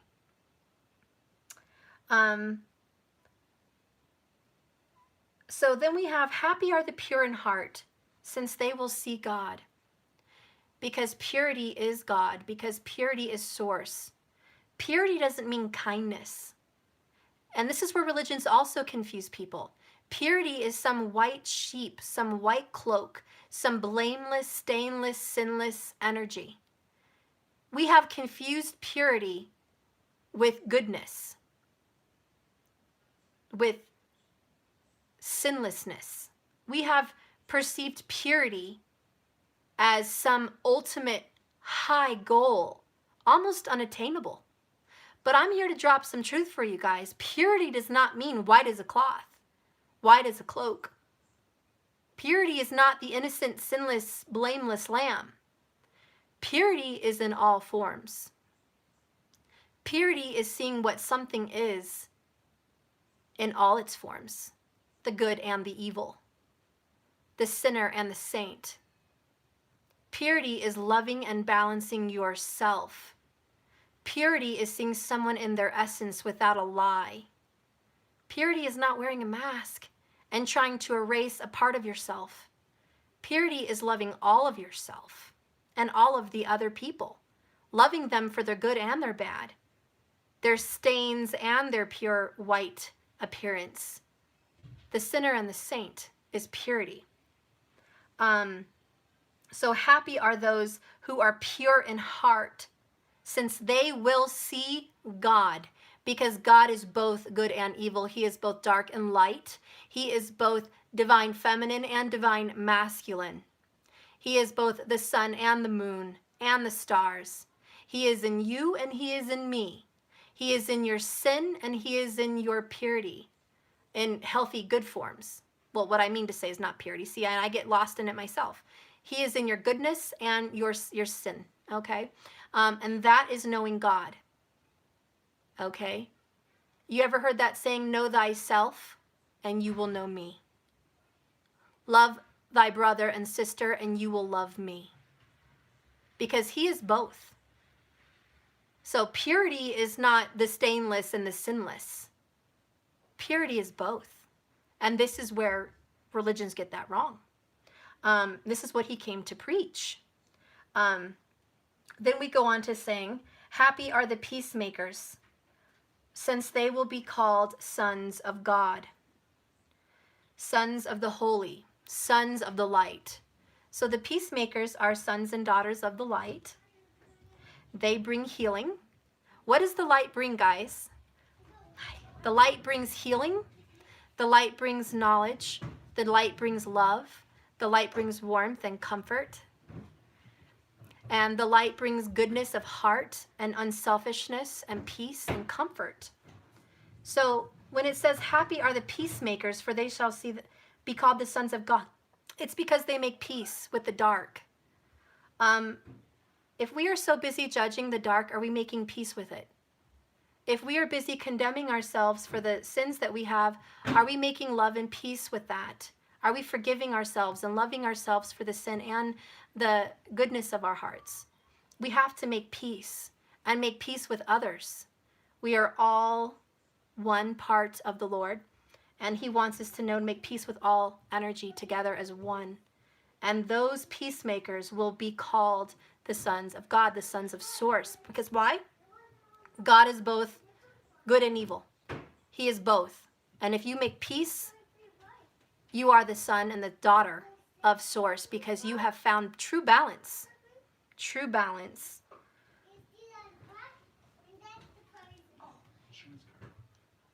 Oh, I need to get that. I'll get that when I'm done. I'm almost done. Okay. It's in a container, which I need to find. Pharmacy's closed in 50 minutes. 15? 50. 50? Okay, I'll be done soon. Okay. All right. Okay, we're going to go on here. Happy are those who have been persecuted for righteousness' sake, since the kingdom of the heavens belongs to them. So if you've been persecuted for speaking the truth, persecuted for being like Jesus, which is leading the untraditional way, which is leading away from everyone else's orthodox way. If you are persecuted for being a light, basically, then believe me, be happy, because that is the kingdom of heaven, my dear. That is consciousness and awakeness. So be grateful that you are part of that herd and not the herd of the lost, because you are here to be light and to bring wisdom and to bring balance. So if you are persecuted for any of those things, you remember that. It says, happy are you when people reproach you and persecute you and lyingly say every sort of wicked thing against you for my sake. So if they are talking so much crap about me or you or anyone, when you're just preaching love and light, then be happy, because you are in good company. Rejoice and be overjoyed, since your reward is great in the heavens. For in that way they persecuted the prophets prior to you. So anyone that has a message of truth is persecuted. And you know who I support, but let's look at the big names. The ones that are being persecuted just to do the right thing. That's a sign right there that they're on the right path, because they're being persecuted left and right for doing the right thing. All right. You are the salt of the earth, but if the salt loses its strength, how will its saltiness be restored? It is no longer usable for anything except to be thrown outside and be trampled by men. So it's saying, if the people that have the light inside them to preach, if you lose your strength, then what good is this? What good is even being salt of the earth? If we do not use our voice and be a strength, we are no good. And I'm just going to give an example, and I'm not attacking anyone. But just Jehovah's Witnesses, for example.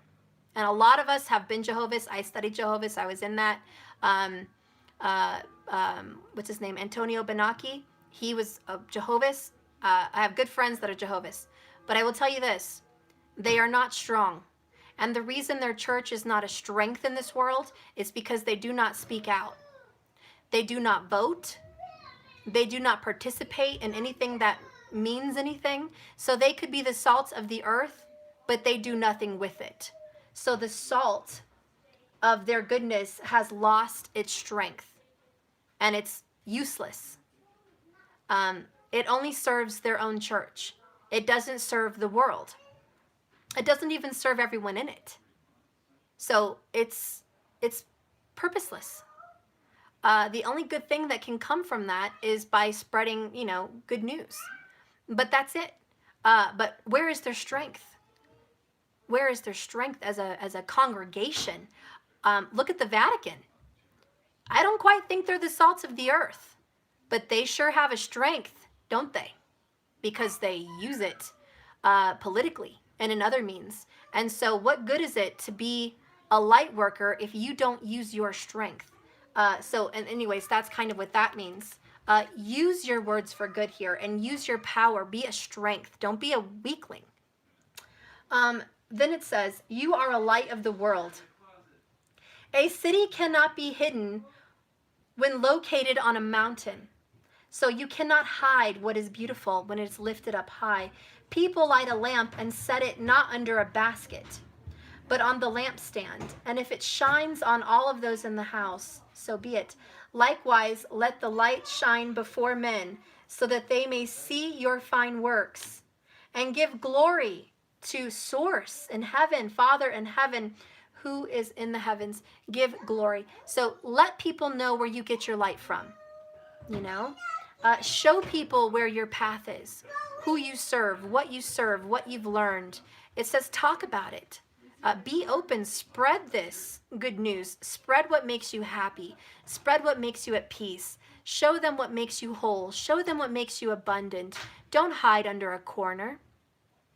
Don't hide your light to please the masses. Don't keep it from them. Show them what goodness can happen. Then it says here, do not think I come to destroy the law of the prophets. Okay? So Jesus is saying, please don't think that I came here to destroy every good work in religion, because there's a lot of good in religion. Okay? I came not to destroy, but to fulfill. Because the law of the prophets said that there would be a second coming. The law of the prophets said there would be someone to come in and break the good news and shed light on the dark and put those in their place. That was the law, and it was going to happen, and here it is. So don't think that he's coming to say it's all lies and it's no good. He's saying it is good, but know that I am here, and the light always comes out of the darkness. I didn't come to destroy it, but to fulfill it. Truly, I say to you that sooner would heaven and earth pass away from one of the smallest letter or one stroke of a letter to pass away from the law until all things take place. Whoever therefore breaks one of these least commandments and teaches others to do so will be called least in relation to the kingdom of heaven. But whoever does them and teaches them will be called great in relation to the kingdom of heaven. For I say to you that if your righteousness does not surpass that of the scribes and the Pharisees, you will by no means enter the kingdom of the heavens. Did you hear what I said? No, what God said. For I say to you that if your righteousness does not surpass the scribes and the Pharisees, if your wisdom does not surpass the old knowledge, if you do not grow from what was already written, you will by no means enter the kingdom of heaven. Mic drop. Mic drop. Seriously.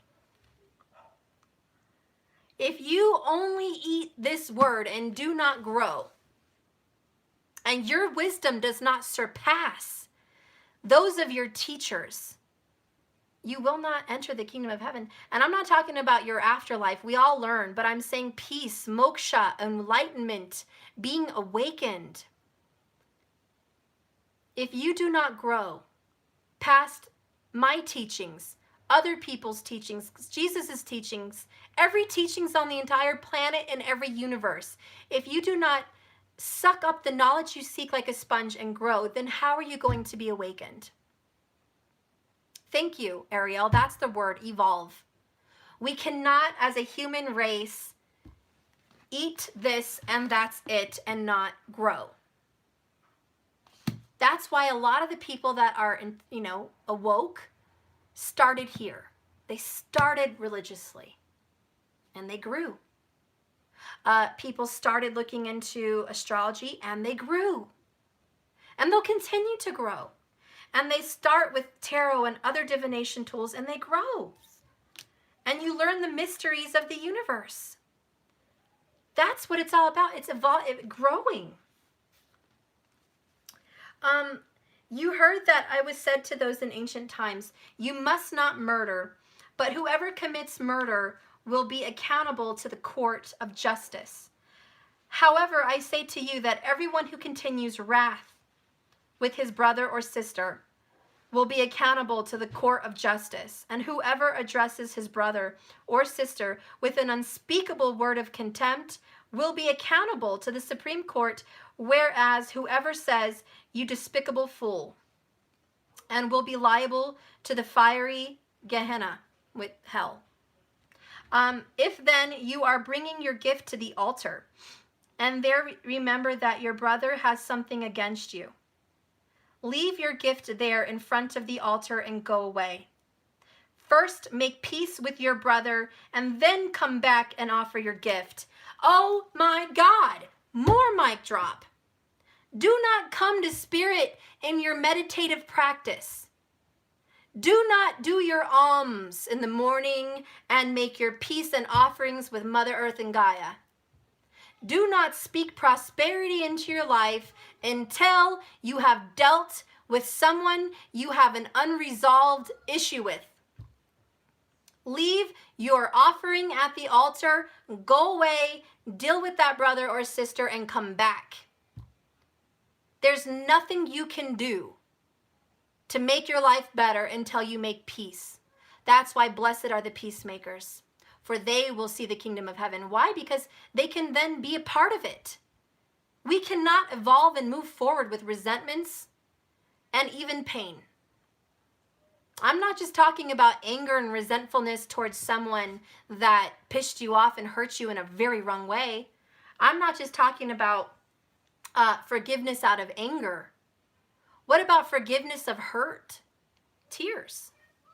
What about forgiveness of self? And peace with your past.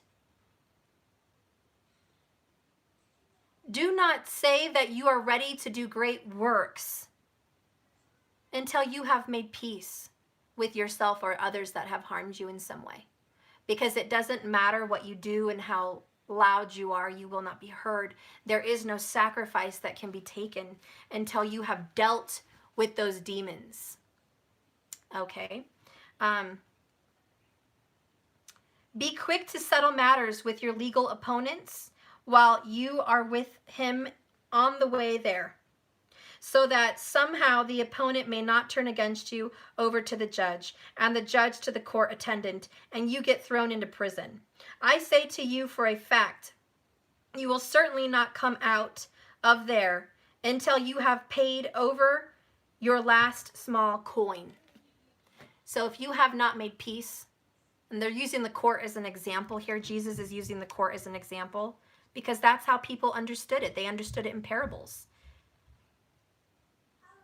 You cannot expect good karma to come to you, abundance and blessings, financial gain, relationship bliss, harmony, until you have made peace with someone, because they will continue accruing bad karma on you until that peace is made. If you have caused someone harm, make peace. If they've caused you harm, allow them to come make peace. Don't hold judgments and a grudge against someone that seeks out penance and asks for forgiveness. For if you are quick to forgive, there will be peace, happiness, and balance. Sometimes sorry is not enough, and we get that. But it's a start. It's a start in the right direction. Do you have to forgive everyone? No, but that's your choice. Our world, as a human, has pride and ego. We are our own judge and jury. So you will be taught to be strong and not forgive if they don't deserve it. That is what humans teach. What Spirit teaches is if you want abundance and peace, you should forgive. You should. Otherwise, you won't receive anything good because you're hanging on to something. And there's a saying about that. Sometimes you want to cast a hot, fiery red stone or whatever, the coal at somebody. And you grab that coal to throw at someone and throw it at the right moment. And you hold it so long that you burn your own hand. Sometimes waiting for the right moment to see someone pay or to see someone suffer, you're going to get burned by hanging on to that grudge. It's not going to be them, it's going to be you. That's karma. Like I said, the boomerang. Jesus isn't teaching you to be kind to others for their sake, for your own sake. He's saying, for God's sakes, forgive this person so you can go on and be abundant. For God's sakes, let this go so you can start receiving good. Are you tired of suffering? Are you tired of this drama in your life? I hope so, because let's move on. Okay,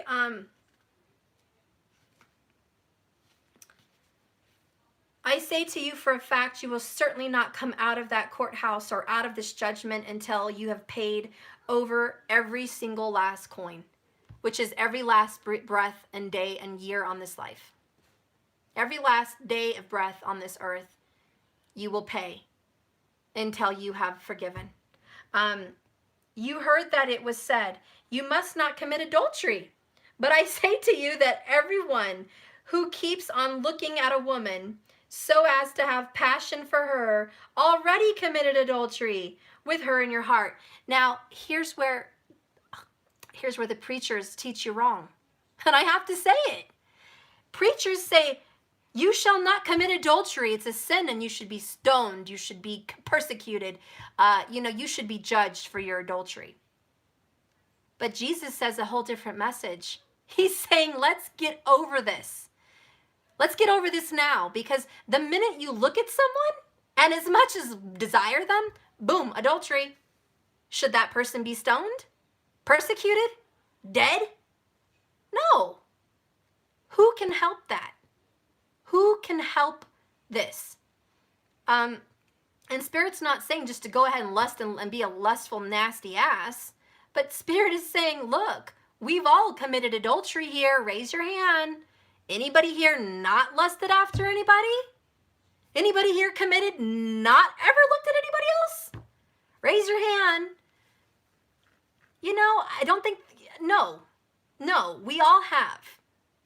So hail to the no, is what he's saying. Don't be ridiculous. If you know your right eye is making you stumble away from you, for it is better for you to lose one of your members for your whole body than to be pitched into Gehenna. So it's better for you to stop what you're doing, for you will find you'll be in hell. You'll be in a living hell. You have to work on these things. Okay? Is it good to be like crazy sex-crazed person looking at porn, jerking off to every hot body that walks by, imagining every woman naked and wanting to screw her every 10 seconds? You'd be losing your marbles. It's better for you just to cut out your eyes and quit the suffering, because you're becoming unbalanced. And that's what this means. You need balance. Jesus is saying, I'm not saying you can't notice someone's beautiful or have a moment of lust. What I'm saying is, don't put yourself through a living hell. Because let me tell you, every man that lusts, and I've known plenty, and obsesses over porn, and men or women, whatever way you go, they are living in hell. And you know why? Their finances are down the shitter. Their body is losing it. They're losing their body. It's falling apart. They have no healthy relationships, no love. No one sticks around with them. They are not happy people. So in a sense, they are living in hell. In a sense, they are living in a hell of torture and torment, because they will never be fulfilled. They will never, ever, ever, ever, ever be fulfilled.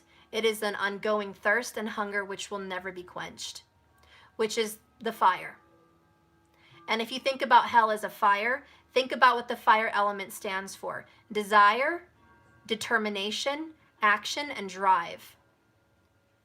So if you have a fire that is unquenched, that is a living hell. And Jesus is basically saying here, we all have these sins, but it is about balance. It is about doing the right thing.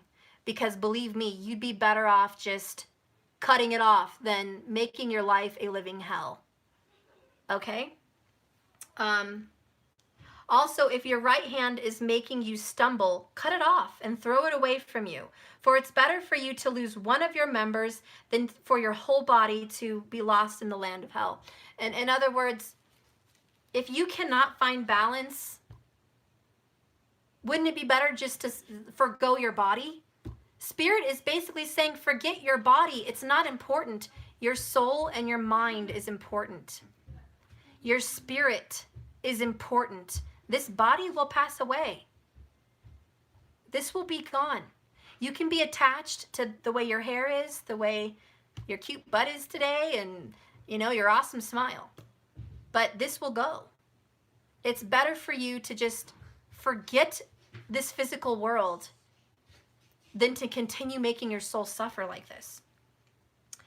Moreover, it was said that whoever divorces his wife, let him give her a certificate of divorce. However, I say to you that everyone divorcing his wife, except on account of sexual immorality, makes her subject for adultery. And whoever marries a divorced woman commits adultery. Mommy. What? I don't fuck with that TV. Okay, well, somebody else can help you with that. No. Someone can't. Matthew, let me finish. Ask somebody else to change the channel, please. Someone can't do it. Matthew, stop. Someone can't do it. Okay, so what this is saying, guys, is if you divorce someone for no reason, go ahead and give them the certificate. But know that the sin and the pain and the karma is not on you. Well, I'm sorry, let me rephrase that.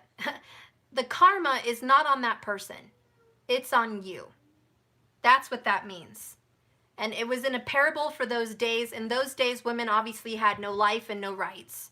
So they always made it sound like the men were above and in control of everything. But Jesus had to speak to them in a way they would understand, because remember, he's teaching to all religious people. They didn't understand any other way but these. But today, I'm going to preach to you a new message in our modern times. What this means modern-wise is if you break up and leave someone that you are committed to because you see someone else more attractive, or someone else has more money, or maybe you just got bored, then the karma is not on that person. It's on you.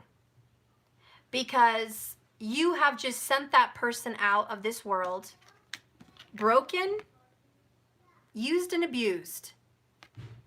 You have caused them to be in a wreck, in a mess. You have caused that person to be suffering with doubt, unfulfillment, and adultery, in the sense that they're going to move on with someone and still have their heart belong to the person that just severed them. So if you have severed ties with someone that you are in union with for any other reason but adultery, then the hammer's on your head. It's not on their head. It's on your head. And if you really did make an actual marriage commitment and you're leaving someone for other reasons that make no sense, then the karma's on you. And it says here that, again, you heard that it was said to those of ancient times, you must not swear without performing, but you must pay your vows to God. However, I say to you, do not swear at all, neither by heaven, for it is in God's throne, nor by earth, for it is the footstool of his feet, nor by this amazing city named Jerusalem. Okay, do not swear by anyone's head, for you cannot turn one hair white or black. Just let your word yes mean yes, your no, no, for what goes beyond these is from the wicked one. In other words, let your yes be yes and your no be no. You don't have to prove an above and beyond swearing on people. Why? Because our words mean things. They are curses.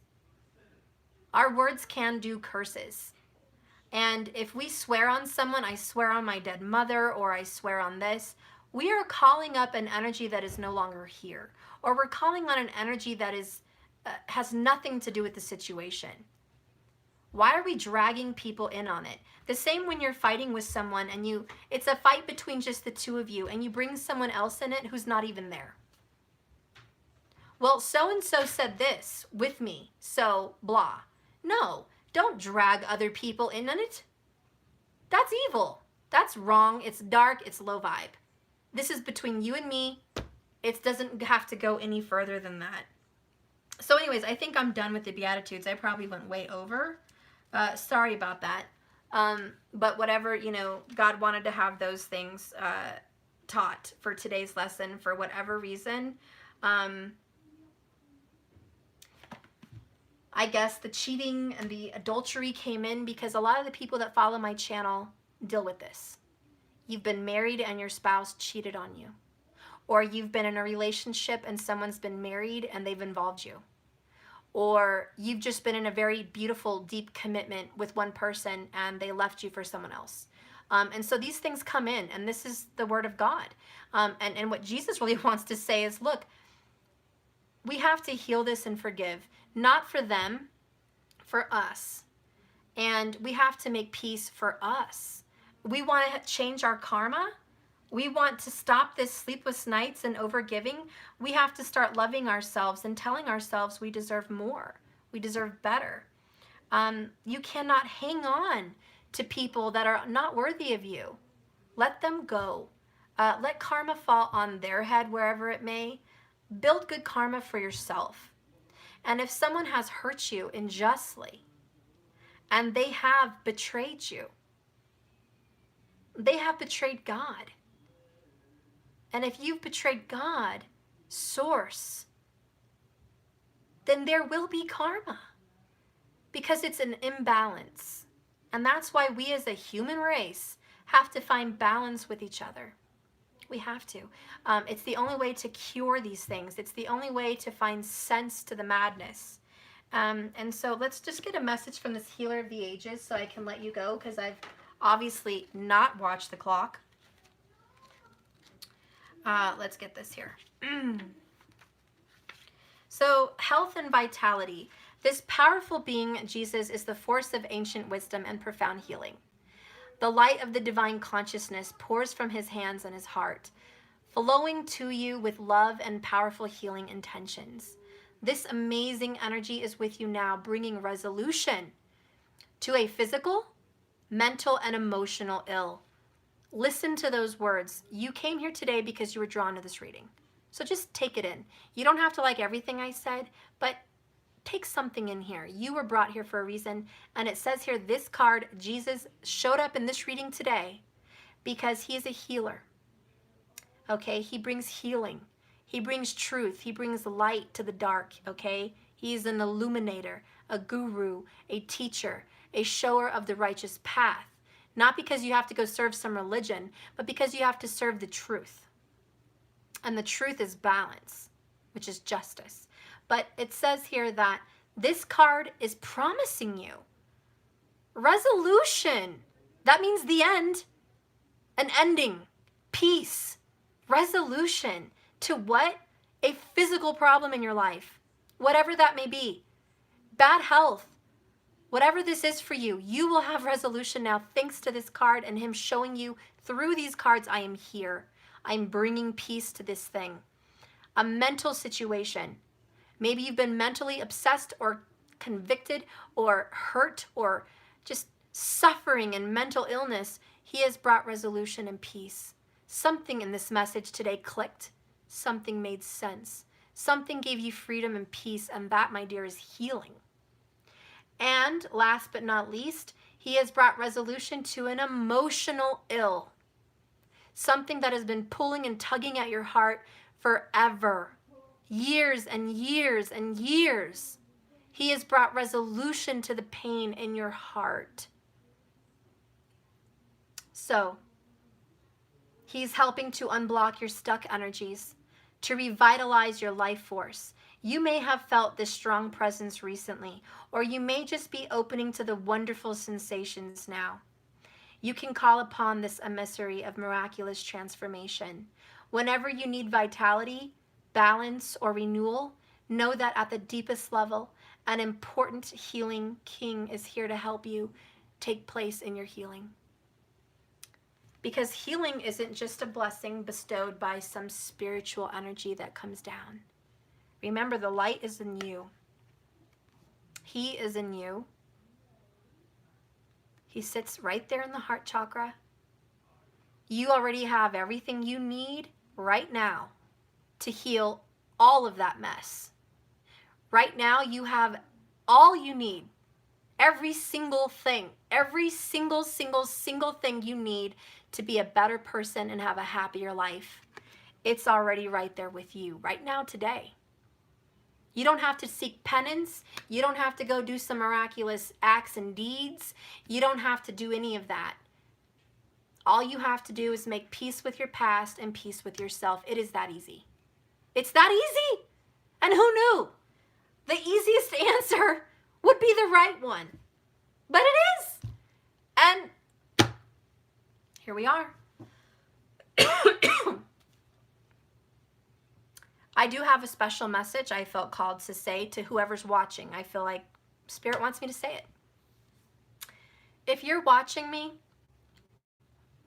and marriage and commitment triggered you because A, you left a marriage, or B, you felt you caused a divorce or separation in a marriage.